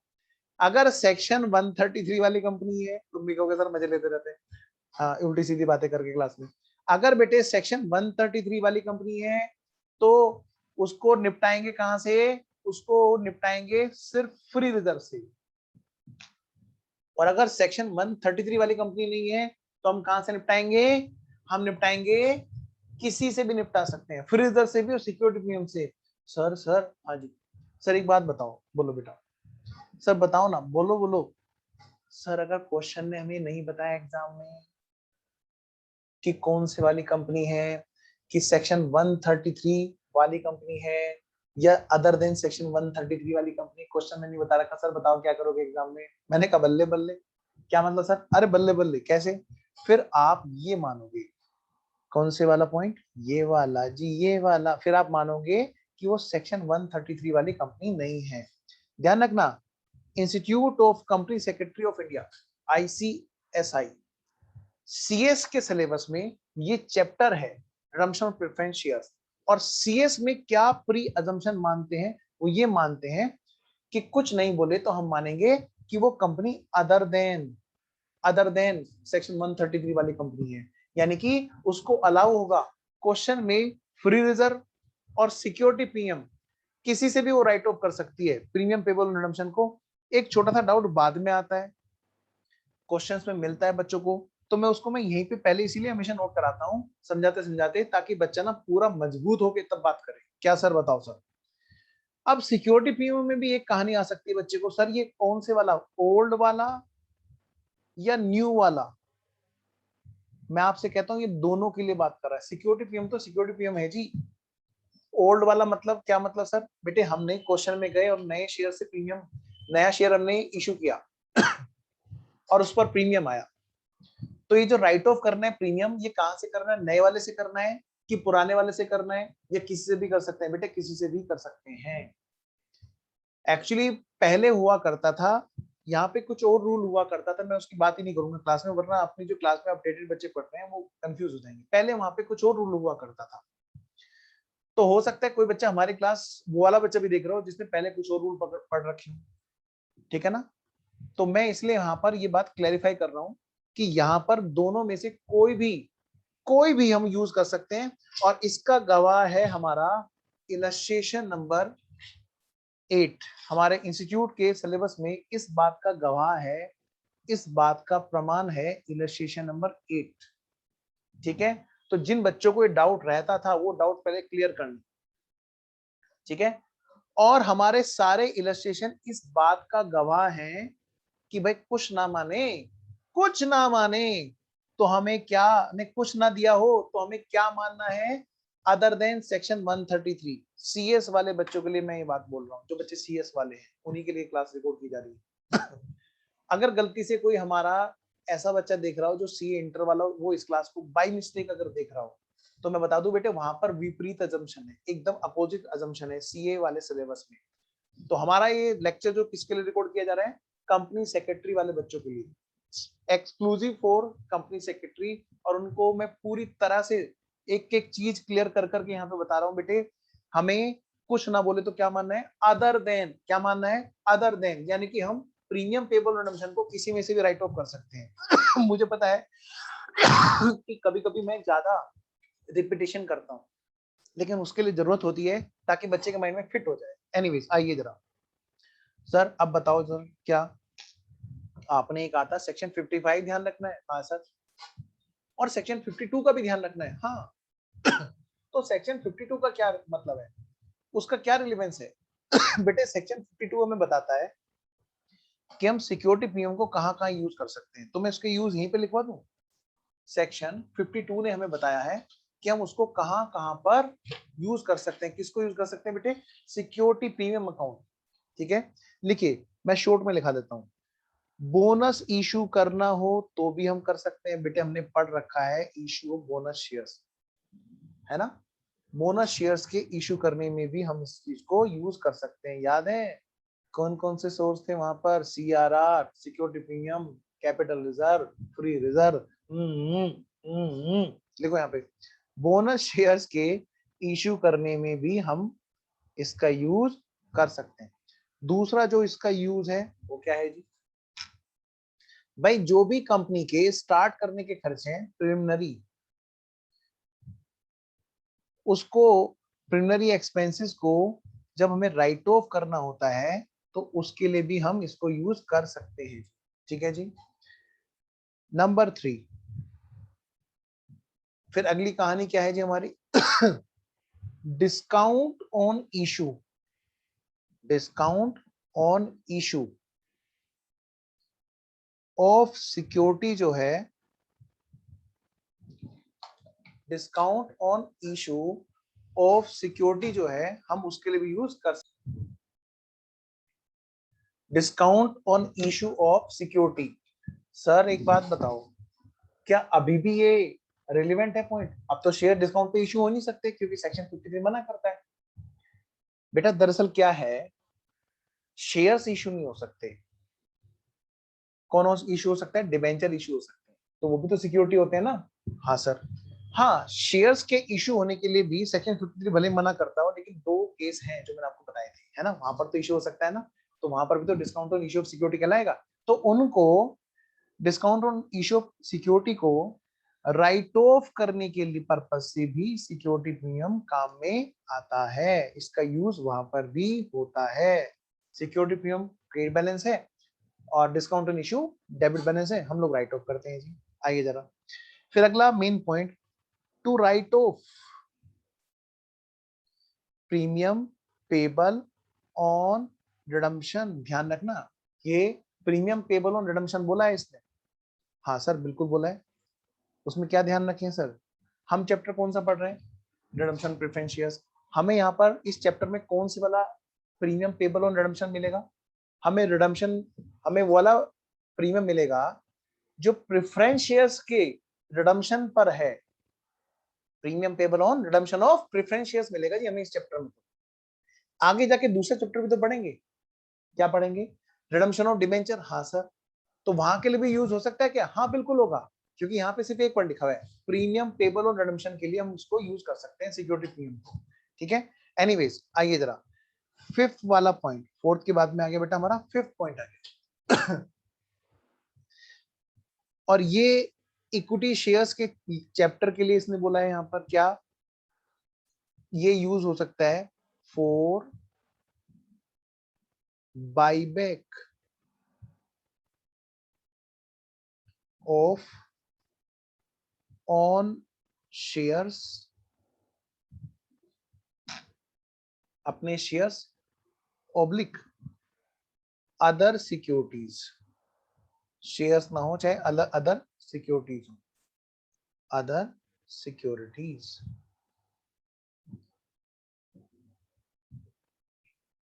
ठीक है, चलिए। तो मैं मानता हूं कि बच्चों को ये बात पता चल गई है। हाँ सर, तो आइए जरा अब हम आगे बढ़ते हैं इन्हीं सब बातों के साथ में। चलिए सर शुरू करते हैं। उम्मीद है ये आपने नोट कर लिया होगा। आइए जी, मैं अब आपको यहाँ पर कुछ चीज दिखा रहा हूँ। यस सर, बताइए सर। अब होता क्या है ना बेटा, ये जो सेक्शन 52 और सेक्शन 55 है, इनकी कंबाइंड रीडिंग हमारे लिए जरूरी रहती है। अब सेक्शन 55 में क्या चीज हमने देखी सर? हमने देखा रिडम्पशन के लिए बात करता है। रिडम्पशन के लिए उसने पॉइंट, पहला पॉइंट क्या लिखा था? नंबर 1 ये पॉइंट लिखा था। क्या पॉइंट लिखा था? नंबर 1 ये पॉइंट लिखा था कि रिडम्पशन सिर्फ तभी करना only if fully paid up, उसने ये लिखा था सर। और दूसरा पॉइंट क्या लिखा था?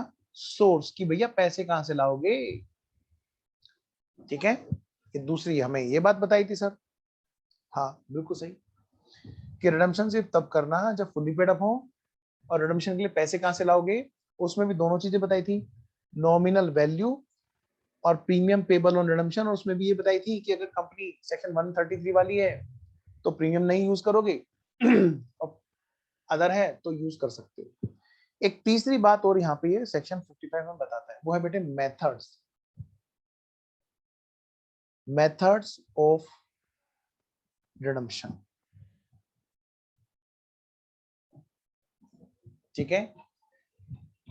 मेथड ऑफ रिडम्पशन, आइए जरा, तो मैं शुरू करूं आगे की बात, आइए जी शुरू करते हैं। तो इस चैप्टर का हम क्यों ना एक चार्ट बना लें, जैसे मैंने आपसे कहा था कि बेटे इस पूरे चैप्टर में क्या क्या चीजें हैं, आइए मैं उसका एक आपको एक चार्ट बनवाता हूँ।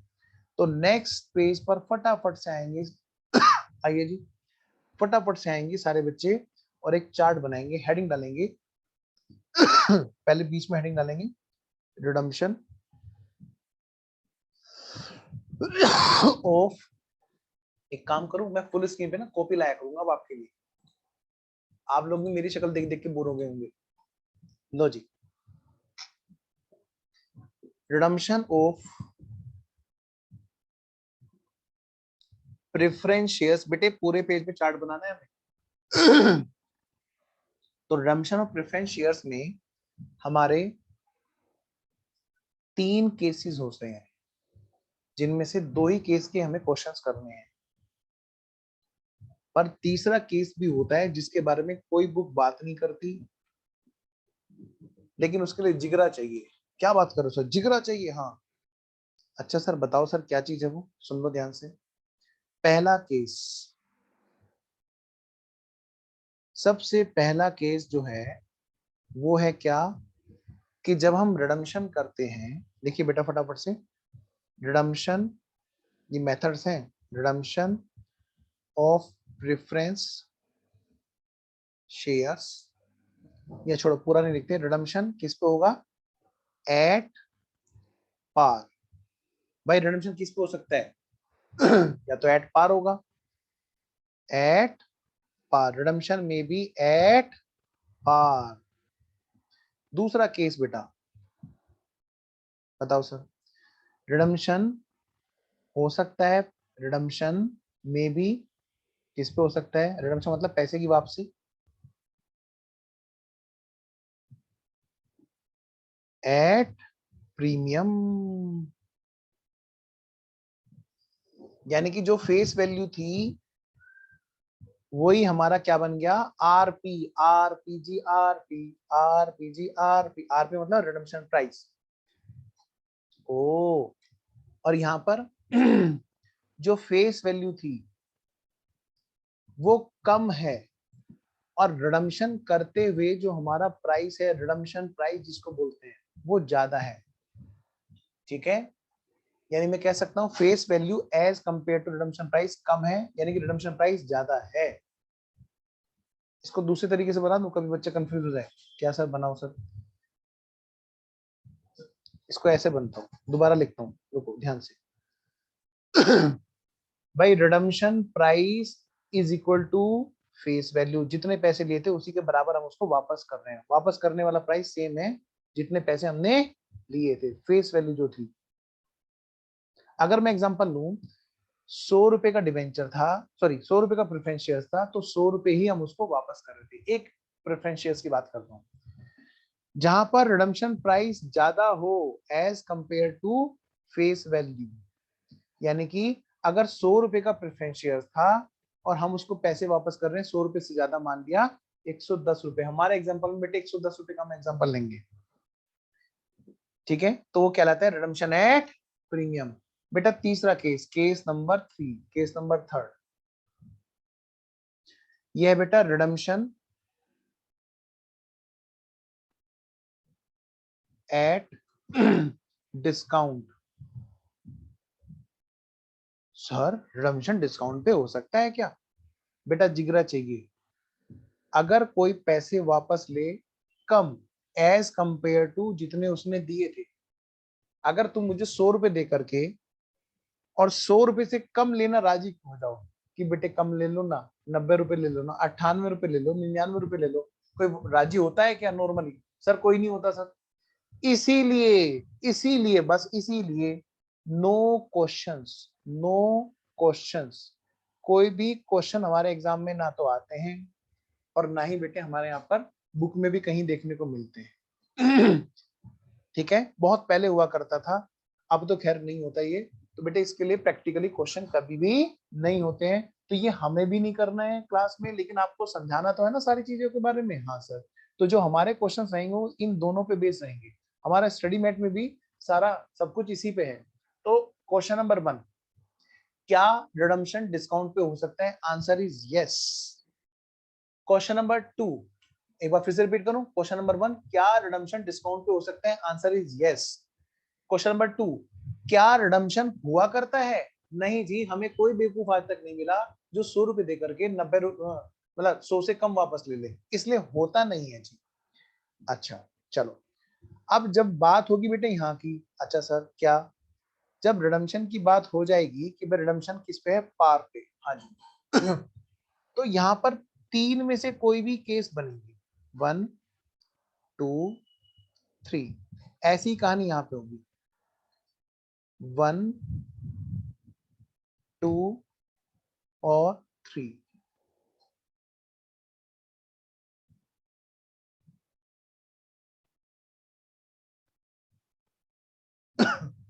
क्या हम लोग जो एग्जांपल करेंगे वो इसी के ऊपर बेस करेंगे। पहले हम करेंगे रिडम्पशन एट पार के एग्जांपल, और उसके 3 एग्जांपल होंगे। क्या, जहां पर सबसे पहले बात होगी ये ए, क्या, out of free reserve, B, out of new issue, नया जो इशू हुआ है उसकी नेट प्रोसीड,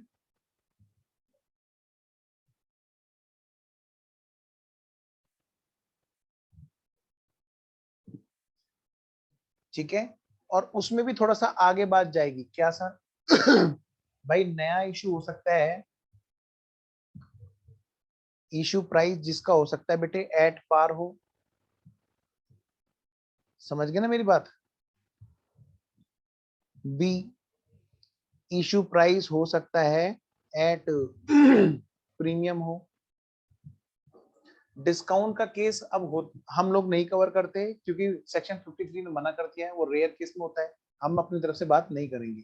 हाँ लेकिन मैं आपको समझाऊंगा जरूर, इशू प्राइस अगर डिस्काउंट पे हो, क्योंकि कुछ रेयर केसेस होते हैं जहां पर होता है, तो मैं आपको सिर्फ समझाऊंगा, लेकिन हमारे एग्जाम के हिसाब से वो इररिलेवेंट रहेगा, लेकिन आपकी नॉलेज के लिए पूरा रहेगा।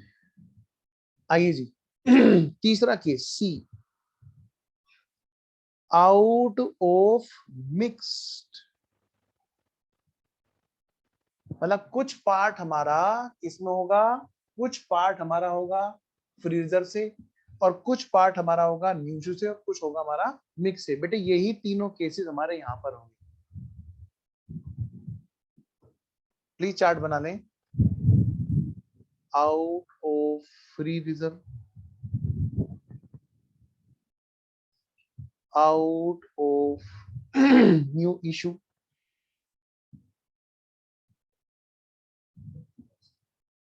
आउट ऑफ मिक्स्ड सोर्स, और जब बात होगी नए इशू की, तो नए इशू का जो इशू प्राइस है, इशू प्राइस में B at par, issue price में बी एट प्रीमियम, और बेटा इशू प्राइस में बी एट डिस्काउंट। वैसे हमारे एग्जाम में नहीं आएगा, लेकिन मैं आपको पॉइंट थोड़ा सा कवर करा दूंगा क्योंकि रेयर केस में ऐसा हो जाता है। ठीक है जी, यहां तक बात ओके है जी? उम्मीद है यहां तक आपको बात ओके है। चलिए, तो ये तो बात रही हमारी सबसे पहले एक इस चैप्टर के चार्ट की। भाई इस चैप्टर का एक चार्ट हमें बताओ कि हाँ भाई हमें ओवरऑल इस चैप्टर में क्या क्या करना है। वो ये है जी, हमें हमें एग्जांपल इस सीक्वेंस में करना है, लेकिन जनरल एंट्री हमारी जो होगी वो किस तरह से होगी, क्योंकि वो बेटे सभी केसेस में हमें तो क्या करना है, जनरल एंट्री तो करनी है, अकाउंटिंग ही तो करनी है। ठीक है, आइए जरा बेटा एक एक पॉइंट पे वर्क कर रहा हूं आपके साथ में, क्योंकि ऑब्जेक्टिव क्वेश्चन आंसर्स हैं हमारे। ठीक है, चलिए तो फटाफट से लिखिए। अब यहां पर दूसरी बात क्या सर बताओ लिखिए अकाउंटिंग, क्या काम है ना बेटा, accounting for redemption of preference shares, accounting for redemption of preference shares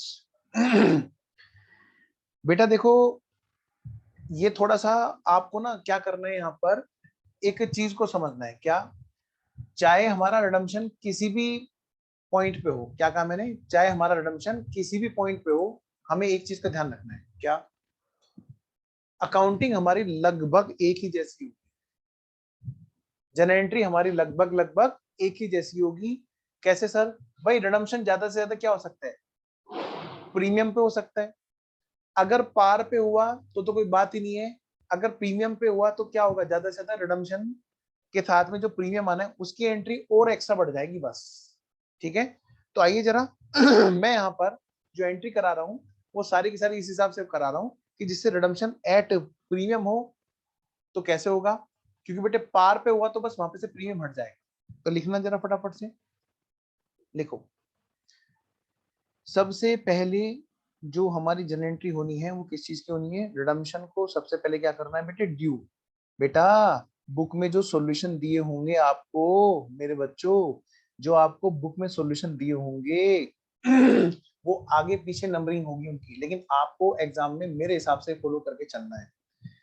सबसे पहले क्या होता है, हम देखते हैं भाई रिडम्पशन ड्यू करें, मतलब इसका क्या मतलब होता है सर, बेटे इसका मतलब होता है पैसा कितना देना है ये बात डिसाइड करना, पैसा कितना देना है, पहले तो ये बात तय करो, पैसा कितना देना है तो एंट्री क्या होगी सर इसकी, देखो बेटे, preference share capital account debit, जो बैलेंस शीट में हमारी प्रेफरेंस शेयर है, हम क्या करेंगे, उसका क्रेडिट बैलेंस है ना वहां पे, हाँ सर, उसको हम प्रेफरेंस शेयर होल्डर के खाते में पहले डाल देंगे और बताएंगे भैया प्रेफरेंस शेयर होल्डर जी आपके इतने पैसे देने बनते हैं, प्रेफरेंस शेयर होल्डर्स अकाउंट, हम बेटे उनके अकाउंट में वो पैसे ट्रांसफर कर देंगे। अगर रिडम्पशन पार पे है तो एंट्री क्या होगी, बीइंग रिडम्पशन ड्यू, भाई हमारी एक लायबिलिटी का बैलेंस दूसरी लायबिलिटी में ट्रांसफर किया जा रहा है कि भाई हम तुम्हारा पेमेंट करने जा रहे हैं, भाई कितना पैसा तुम्हारा देना बनता है, आओ जरा तय करें, ये इस बात की एंट्री होती है। अगर पार पे है तो यहीं पे बात खत्म, अगर प्रीमियम पे है रिडम्पशन तो हम क्या करेंगे, एक एंट्री यहाँ पर और बढ़ जाती है, प्रीमियम पेबल, देखो अभी मैं लिख देता हूँ यहाँ पे डिटेल में, प्रीमियम पेबल ऑन रिडम्पशन, लेकिन बाद में क्या होगा, मैं इसका शॉर्टकट लगाया करूंगा PPOR, premium payable on redemption. Sir हम भी एग्जाम में हाँ कर सकते हो, पीपीओआर कर सकते हो, प्रीमियम पेबल, हाँ कई लोग इसको पपोर बोलते हैं, ठीक है ना, तो कोई नहीं, हम लोग प्रीमियम पेबल रिडम्पशन को पीपीओआर बोला करेंगे, ठीक है ना। ठीक है बच्चों, आ जाओ जरा मेरे साथ साथ बेटा, फटाफट से करो। तो प्रेफरेंस शेयर कैपिटल का पैसा इतना देना है, ये तो वही है जितने का हमने शेयर उसे उसको दिया था, है ना, और साथ में ऊपर से रख के देना है जी मिठाई का डब्बा जिसका नाम है प्रीमियम, है ना। तो टोटल कितने पैसे बनते हैं जी, वो हमारे यहाँ पे निकल आएंगे। आइए जरा, जिसको थोड़ा सा लगे कि सर बहुत धीरे धीरे करा रहे हैं, वो ना इसकी स्पीड बढ़ा के देख लेना क्लास की, ठीक है। लेकिन क्या करूं, मुझे एक एक पॉइंट आपका कवर कराना है, क्योंकि आपके एग्जाम है ऑब्जेक्टिव, और एग्जाम ऑब्जेक्टिव आप तभी अटेंड कर पाओगे जब आप हर पॉइंट पे बात करोगे, क्योंकि ऑब्जेक्टिव में तो एक छोटा सा भी पॉइंट पूछ सकते हैं, पूरा क्वेश्चन करने को है तो बात अलग है ना। तो आइए बेटा, सबसे पहले है क्या है, रिडम्पशन ड्यू मतलब पैसे का इंतजाम। दूसरी बात क्या है जी नंबर 2, सॉरी पैसे का इंतजाम नहीं, पैसा कितना देना है। अब करेंगे जी बात क्या, पैसे का इंतजाम। नंबर 2, हेडिंग डालो बेटे, sources, sources of redemption, sources of redemption मतलब पैसा कहां से लाएंगे, इसको ऐसा बोल सकते हैं हम लोग, नॉमिनल वैल्यू का इंतजाम।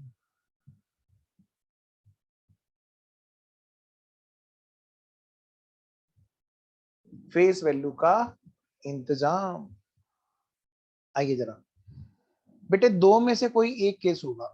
हमें सेक्शन 55 ने बताया, क्या बताया, कि दो में से कोई एक बात होगी। क्या क्या होगा, या तो हाँ होगी या ना होगी। हाँ वही मैं बता रहा हूँ, या तो हाँ होगी या ना होगी। बताओ सर क्या। भाई हमें तो ये बताया है, या तो होगा out of free reserve and surplus, या तो यहां से रिडम्पशन हो रहा होगा। हाँ जी बिल्कुल सही कह रहे हो, बी पॉइंट, या फिर out of new issue of shares हो रहा होगा।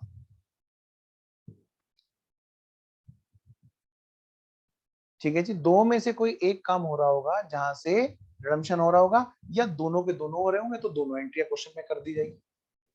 मतलब मिक्स है तो दोनों, और आउट ऑफ फ्री रिजर्व है तो सिर्फ पहले वाली एंट्री, और आउट ऑफ न्यू इशू है तो फिर दूसरी वाली एंट्री। ठीक है ना, बहुत धीरे धीरे लेके चल रहा हूँ जी, प्लीज आपको थोड़ा सा फोकस करना होगा इस पे। अच्छा सर बताओ सर, भाई जब out of free reserve and surplus है तो कैसे करना है जी। भाई यहाँ पर हमें करनी है ये एंट्री। अब पूरा ध्यान इधर, क्या, जो भी हमारी फ्री रिजर्व हम लोग यूज कर रहे हैं जिससे कि हम इसका रिडम्पशन कर रहे हैं, उस फ्री रिजर्व का जो क्रेडिट बैलेंस है, पहली बात वो फ्री रिजर्व किस नाम से हो सकती है, या तो हो सकती है पेनल अकाउंट के नाम से, या हो सकती है जनरल रिजर्व के नाम से, या डिविडेंड इक्वलाइजेशन फंड के नाम से। बहुत सारी रिजर्व हो सकती है। सर कैसे नाम याद आएंगे हमें, चिंता काहे करते हो बालक, हम हूं ना। लो, ये मैंने सारे सारे डिविजिबल प्रॉफिट ये मैंने आपको यहाँ पे नाम लिख के दे दी। जो भी हमारे प्रॉफिट हैं जो डिविडेंड में हम बांट सकते हैं, क्वेश्चन में हमें कितने तरह के नाम मिल सकते हैं बेटे, गारंटी, गारंटी क्या बोला मैंने, गारंटी, इससे बाहर कोई नाम आपको मिलने वाला है। लेकिन इन नाम को आप रट भी जाओगे ना तो भी आराम से काम कर जाओगे। ठीक है, तो क्वेश्चंस में ज्यादा से ज्यादा जो नाम मिल सकते हैं वो नाम मैंने यहाँ पे आपको लिख के दे रखे हैं। जनरल रिजर्व के नाम से, रिजर्व फंड के नाम से, इंश्योरेंस फंड के नाम से, वर्कमैन एक्सीडेंट फंड के नाम से। बस ध्यान रखना पड़ेगा, वर्कमैन एक्सीडेंट फंड हो गया या कंटेंसी फंड ऐसे हो गया, या वर्कमैन कंपनसेशन फंड जो पेबल नहीं है, यानी कि क्वेश्चन में अगर बोला कि वो पेबल है तो फिर वो फंड वो हमारे लिए फिर रिजर्व नहीं होगा। अगर वो पेबल नहीं है तो ही वो हमारा रिजर्व होगा। ठीक है, प्रॉफिट एंड लॉस के नाम से, डिबेंचर रिडेम्पशन रिजर्व के नाम से, वगैरह वगैरह। But the following profits are not available for dividend. ध्यान रखना, ये वाले प्रॉफिट आप उसमें यूज नहीं करना। कभी पता चला आप उसमें सीआरआर बनाने में, कैपिटल रिडेम्पशन रिजर्व बनाने में यूज करो। उनके नाम भी मैंने यहाँ पर नोट कर दिए। ठीक है बेटा, आइए जी, तो आगे बात करते हैं। तो free reserve account debit to capital redemption reserve, और नरेशन क्या लिखी जाएगी, बीइंग कैपिटल रिडेम्पशन रिजर्व यानी CRR created, capital redemption reserve create कर दीजिए हमने। इसका मतलब पता क्या होता है, मैं आपको एंट्रीज का साथ साथ में मतलब भी समझाता जाऊंगा, क्योंकि बेटे ये एंट्रियां समझनी बहुत जरूरी है। आप कंपनी सेक्रेटरी बनने वाले तो आपके लिए तो और ज्यादा मैटर करता है ये चीजें, कि इतनी गहराई से वो चीजें। पता नहीं क्यों हमारा एग्जाम ना ऑब्जेक्टिव बना रखा है, मजा तो ये होना चाहिए था कंपनी सेक्रेटरी का एग्जाम पूरी डिटेल में। चलिए कोई नहीं, अब है तो है। बताओ सर इस एंट्री का मतलब बताओ, हमने लिख तो ली। देखो बेटा, इसका ये मतलब होता है कि जो बैलेंस शीट है ना, बैलेंस शीट, हाँ सर, फिलहाल मैं ऐसी बना के दिखा रहा हूँ ताकि आपको बात बहुत जल्दी समझ में आ जाए। होती वर्टिकल है। यहाँ पर जो शेयर कैपिटल है जिसका नाम है, एक तो बेटे इक्विटी वाली और एक प्रेफरेंस शेयर कैपिटल। हाँ जी, यहाँ पर बैलेंस शीट में रिजर्व एंड सरप्लस में हमारी एक है फ्री रिजर्व। हाँ जी, ये क्या है? ये वो है जो पैसा हमने कमा रखा है और अभी उसको घर घर लेके नहीं गए, बांटा नहीं।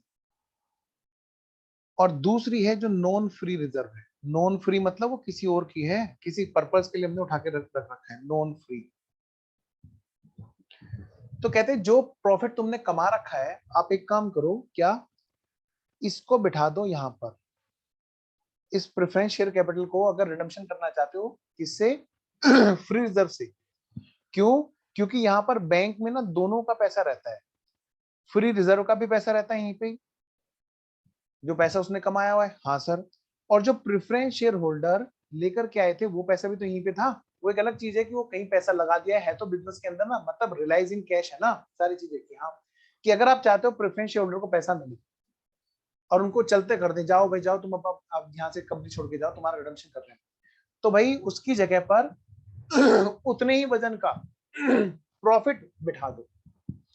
एक फिल्म थी एक और एक 11, वहां पर गोविंदा जी को हॉट सीट पे बिठाया गया था, उसके नीचे बम लगा रखा था और वहां पर संजय दत्त जी भी थे। तो वहां पर अब संजय दत्त जी परेशान कि भाई गोविंदा जी को हटाएं कैसे, उस फिल्म की स्टोरी, क्योंकि सीट के नीचे बम है, जैसे ही गोविंदा जी उठेंगे तो उस सीट के नीचे जो बम है वो फट जाएगा, क्योंकि गोविंदा जी के वजन की वजह से वो बम का तार आपस में मिक्स नहीं हुआ होगा तो बचा हुआ होगा। तो वहां पर क्या हुआ, गोविंदा जी को उठा करके फिर विलन को बिठा दिया गया था और फिर बम नहीं फटा था। बस ऐसी काम यहाँ पर है बेटे। यहाँ पर बैलेंस शीट में लेबिलिटी वाला बम फट जाएगा, चिल्ला चिल्ला के मारेंगे, कहेंगे कि हमने तुम्हें पैसा इसलिए दिया था कि हमें फंसा के तुम निकल लो, तो निकलने नहीं देंगे। लो ने इसीलिए सेक्शन बना रखा है कि जो प्रॉफिट कमाया है आप उसको बैलेंस शीट में उसको मालिक बना के निकल लो, यानी कि इसका नाम क्या कर दो, सीआरआर। क्या कर दो कि यहाँ पर प्रेफरेंस शेयर कैपिटल को भगाना चाहते हो कि हाँ जी, तो एक काम कर लो, क्या आप ना एक काम कर लो, क्या कि इस प्रॉफिट को इसी सीट पर, इसी के बराबर में एक सीट कर दो यहाँ पर और उसका नाम रख दो CRR, कैपिटल रिडम्पशन रिजर्व की। ठीक है जी। अब बताओ सर कि अब बोलो, ये 100 रुपए के प्रेफरेंस शेयर्स थे। हाँ जी, आपने अगर 100 रुपए का CRR बना दिया तो ठीक है, इनको बोलो अब आप जा सकते हो, नमस्कार। अब आपका रिडम्पशन हो सकता है क्योंकि ये जो मालिक की कुर्सी है उस पर उतना ही वजन वहां पर पहुंच गया। तो बेटे देखो जरा, फ्री रिजर्व में से हमने घटा दिया 100 रुपए का फ्रीजर और उसका नाम चेंज कर दिया। नाम क्या कर दिया? CRR, capital redemption reserve. Sir अब आप बताओ, ये मालिक थोड़ा ना है बेटे। बोनस शेयर का हमने चैप्टर पढ़ा था कि नहीं पढ़ा था? हाँ। बाद में जाके CRR का नाम क्या कर देना है, सबसे पहला सोर्स था ये CRR वहां पे यूज होना है। हाँ, बाद में जाके क्या होना है, उसका नाम शेयर कैपिटल ही होना है, क्योंकि CRR सिर्फ और सिर्फ शेयर्स में ही बदल सकता है। उसको ऐसा नहीं है कि हम वापस से फ्री रिजर्व में ले आए, कि पता चला प्रेफरेंस शेयर्स को भगा दिया सर, फिर हम सर CRR को फिर से हम फ्री रिजर्व में ले आएंगे, डिविडेंड बांट के घर ले जाएंगे, फिर तो हम बेवकूफ बना देंगे। नहीं, उस पर लो के प्रोविजन लगे हुए हैं। CRR का यूज सिर्फ और सिर्फ किसके लिए है? किसके लिए? सिर्फ और सिर्फ शेयर्स में बदलने के लिए। इसीलिए उसका नाम क्या है? बोनस शेयर्स के लिए ही यूज करते हैं। इसीलिए कैपिटल रिडम्पशन रिजर्व को हम लोग यहाँ पर क्रिएट करते हैं, किससे? फ्री रिजर्व से। और फ्री रिजर्व से जब CRR क्रिएट हो जाता है तो ये तो पक्का तय हो जाता है कि कल को CRR का क्या बनना है? Share capital. आइए जरा, तो बेटा ये जो एंट्री है ये यही कहना चाहती है कि आप ना हॉट सीट पर, मालिक वाली हॉट सीट पर कैपिटल रिडम्पशन रिजर्व CRR बिठा दो। और वो कहां से? फ्री रिजर्व, जो कमाया हुआ पैसा है। दूसरी बात बेटा, दूसरी बात क्या? Out of net proceed of new shares, out of net proceed of new shares. अब नया शेयर जो है वो किस तरह का हो सकता है? हो सकता है बेटे, नंबर 1 एट पार हो सकता है बेटे वो एट पार ना हो करके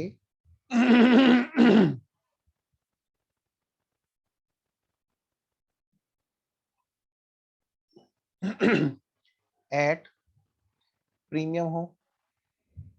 देखो वैसे आएगा तो नहीं थर्ड वाला केस, पर मैं चाहता हूं अपनी तरफ से पूरी तरह से श्योरिटी आपकी रहे। हो सकता है एट डिस्काउंट हो।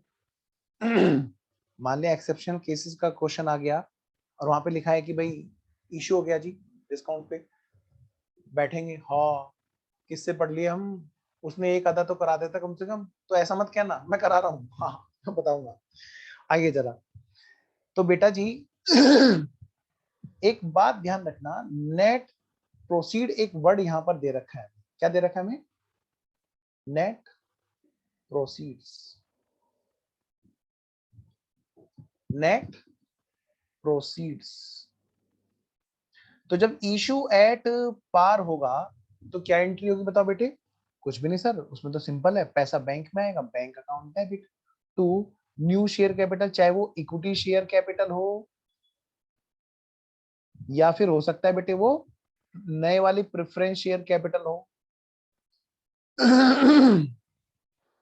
बीइंग न्यू शेयर्स इशूड, कोई भी केस हो सकता है जी नए वाले शेयर्स का, ठीक है ना, वो हो सकता है इक्विटी इशू करें, हो सकता है पारिश प्रेफरेंस शेयर इशू करें। अब बात करते हैं बेटे, अगर शेयर है प्रीमियम पे इशू तो क्या होगा बेटे, bank account debit to equity share capital और टू सिक्योरिटी प्रीमियम, नरेशन नहीं लिख रहा मैं, आप लिख लेना, टू सिक्योरिटी प्रीमियम। ये होगा जी सर, अगर डिस्काउंट पे हुआ तो हाँ जी, एक बार को मान लिया, मान लिया एक्सेप्शन केस में अगर हो रहा है bank account debit, discount account debit to, भाई इक्विटी हुई तो इक्विटी और प्रेफरेंस शेयर कैपिटल हुई तो preference share capital.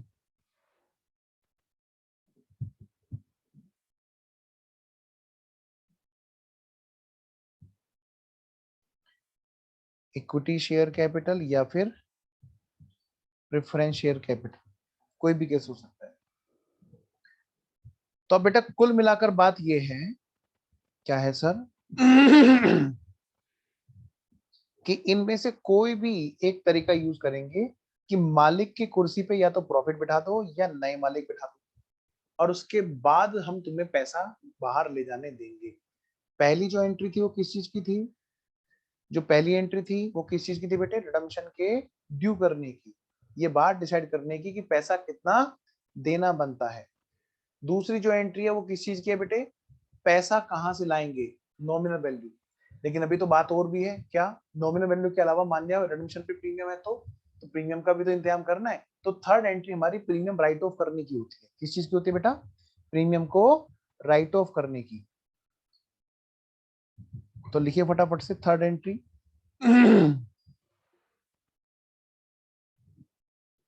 Number third, right off premium payable on redemption, premium payable on redemption को क्या कीजिएगा, राइट ऑफ कीजिएगा, प्रीमियम पेबल ऑन रिडम्पशन को क्या कीजिएगा, राइट ऑफ कर दीजिएगा। इसका मतलब क्या है, देखिए यहां पर ब्रैकेट में, प्रीमियम पेबल ऑन रिडम्पशन का इंतजाम,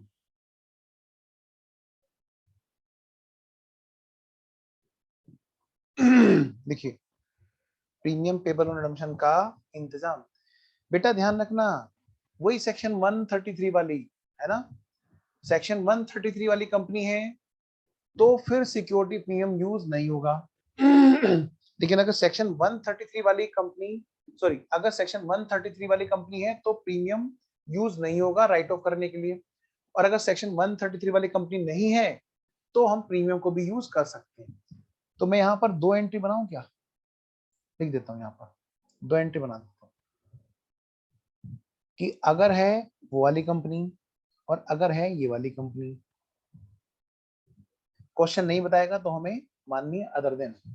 देखिए if section 133 company, if other than section 133 company,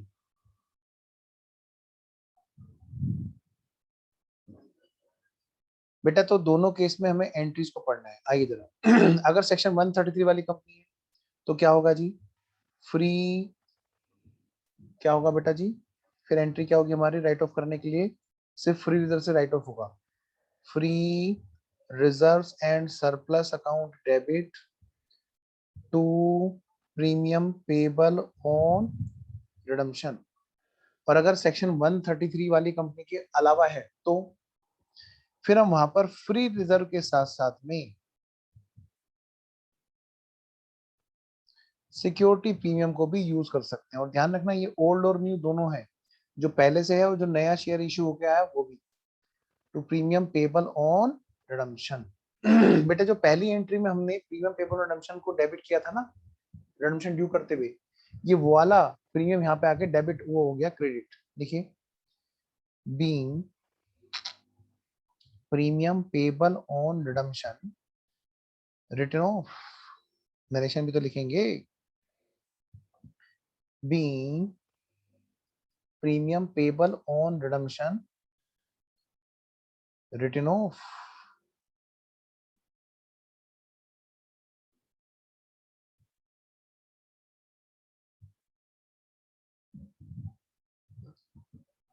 ठीक है बेटा, और बस जब ये सारे काम हो जाएंगे, सारे पैसे का इंतजाम हो जाएगा, तो हम क्या करेंगे बोलो, हवन करेंगे। हवन करेंगे नहीं, हवन नहीं करना, वो बाद में करना।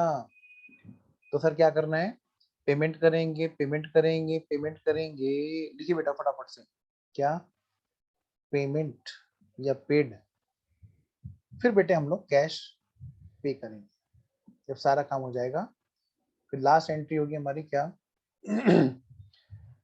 जो पहली एंट्री में हमने क्रिएट किया था ना प्रेफरेंस शेयर होल्डर्स को, सबसे पहली एंट्री में दिखाऊं क्या, मैं दिखा देता हूँ, ये वाला, ये जो अमाउंट है ये वाली, इसको हम पेमेंट करें। ये राइट ऑफ कर चुके हैं हम, ये डेबिट किया था वहां पे क्रेडिट कर दिया हमने, राइट ऑफ कर दिया। अब हम प्रेफरेंस शेयर होल्डर को क्या कर रहे हैं, पेमेंट कर रहे हैं। तो एंट्री क्या होगी, preference share holders account debit to bank, being preference share holders paid, being preference share holders paid.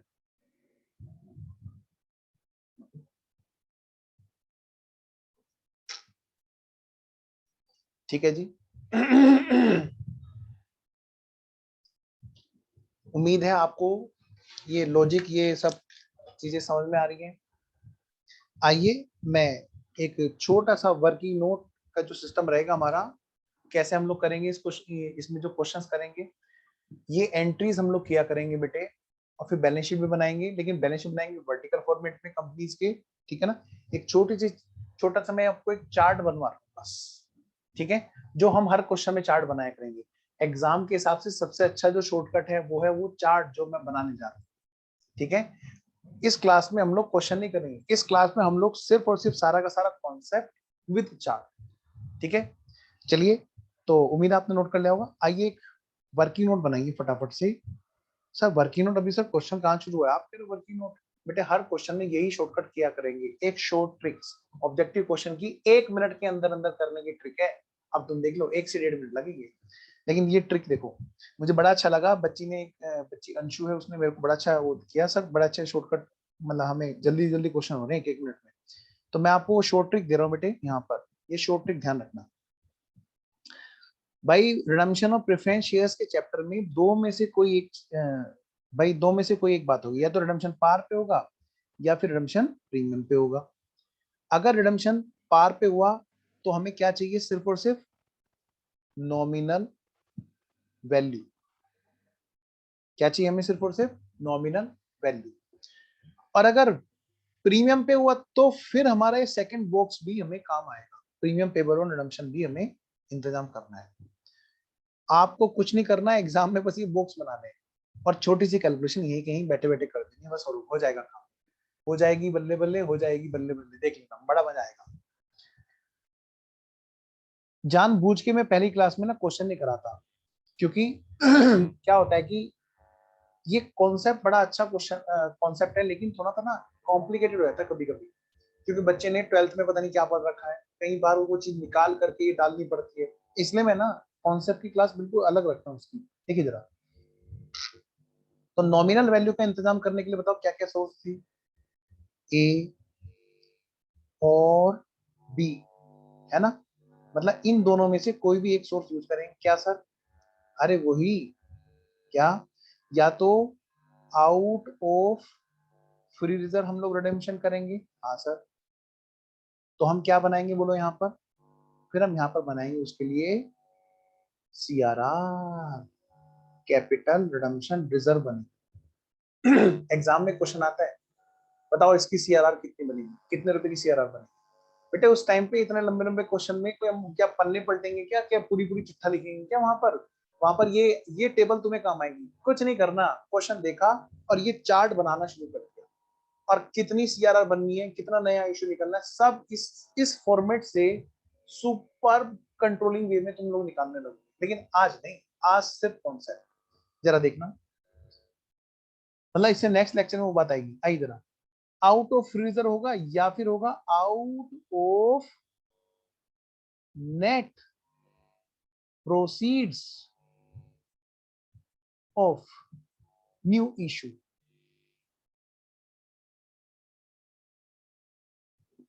जब net proceed of new issue होगी तो पता है बेटे ध्यान से, इन तीनों में से कोई भी एक केस होगा, तीनों में से कोई भी एक केस होगा। केस नंबर 1, अगर नया इशू हमारा किस पे है भाई, किस पे है, किस पे है भाई, किस पे है, एट पार। तो मैं इसको ऐसे कह सकता हूँ, मान लिया हमको नया शेयर 10 रुपए वाला इशू कर रहे हैं, इक्विटी कर रहे हैं, उसकी फेस वैल्यू कितने की 10, और इशू प्राइस भी कितने हैं 10। तो नेट प्रोसीड हमेशा ध्यान रखना, जो दोनों में से कम होगी वो मानी जाएगी।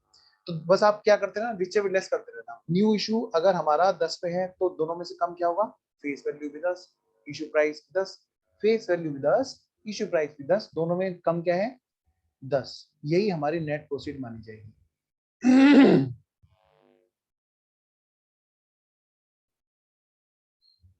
अच्छा सर, केस नंबर 2, अगर नया इशू हमारा वो एट प्रीमियम है,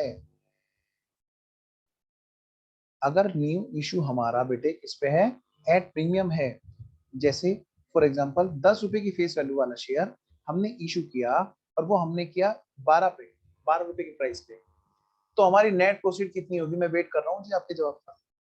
तो हमारी नेट प्रोसीड कितनी मानी जाएगी? सर आपने तो बताया था विच विल लेस करना है हर बार नेट प्रोसीड के लिए, हाँ। तो फेस वैल्यू 10 और इशू प्राइस 12, तो दोनों में कम क्या है 10, तो हमारी नेट प्रोसीड क्या मानी जाएगी? 10 मानी जाएगी। सर सीधा सीधा बोलो ना सर, फेस वैल्यू लिखनी है ना बेटा ना, कभी कभी एक्सेप्शन केस के लिए तैयार रहना पड़ता है, फिर हम वरना हम उस लाइन में लगे होते हैं, बोलते हैं कि एग्जाम में ना आउट ऑफ सिलेबस क्वेश्चन आ गया। आउट ऑफ सिलेबस कुछ नहीं होता है, ध्यान रखना, आउट ऑफ प्रैक्टिस हो सकता है कि हमारी प्रैक्टिस से भी, मतलब आउटसाइड ऑफ प्रैक्टिस आ गया, ध्यान से।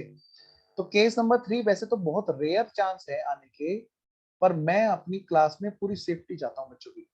तो अगर मान लिया नया इशू हमारा रेयर केस में दे दिया एट डिस्काउंट,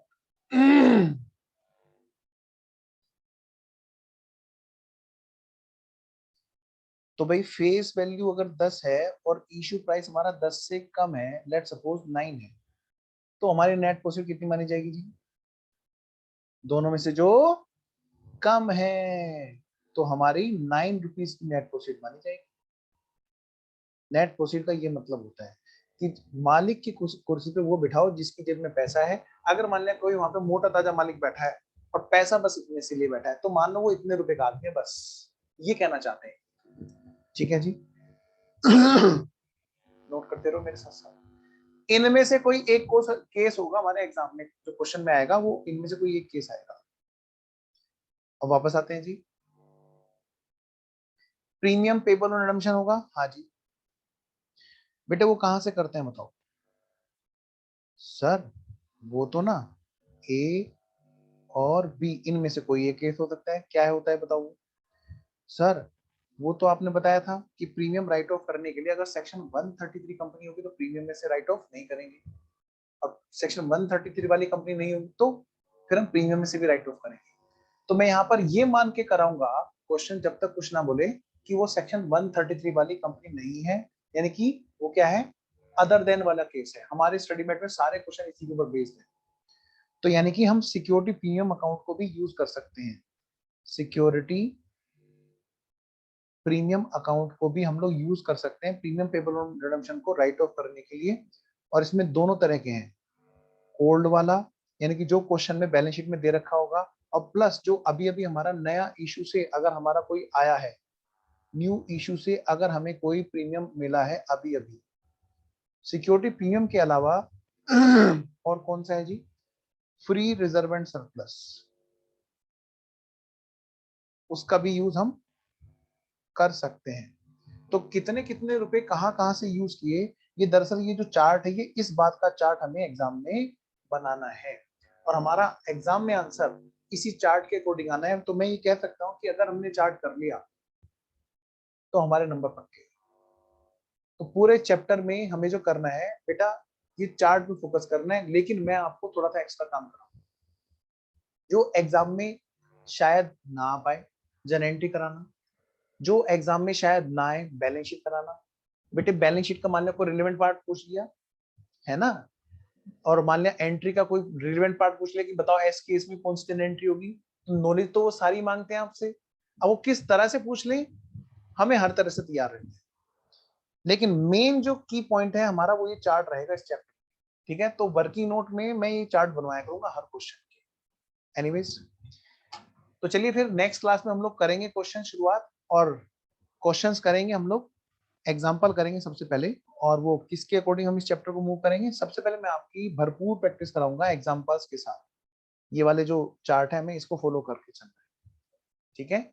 और फिर उसके बाद में उस बुक के क्वेश्चन कराऊंगा जो मैंने आपको बुक दे रखी है, जिसमें आपके सारे क्वेश्चन ज्यादा से ज्यादा इन्वॉल्व कर रखे हैं पूरे एकदम, ठीक है। चलिए, तो बेटा मिलते हैं फिर हम लोग नेक्स्ट क्लास में, ठीक है जी। Okay then, see you, bye bye.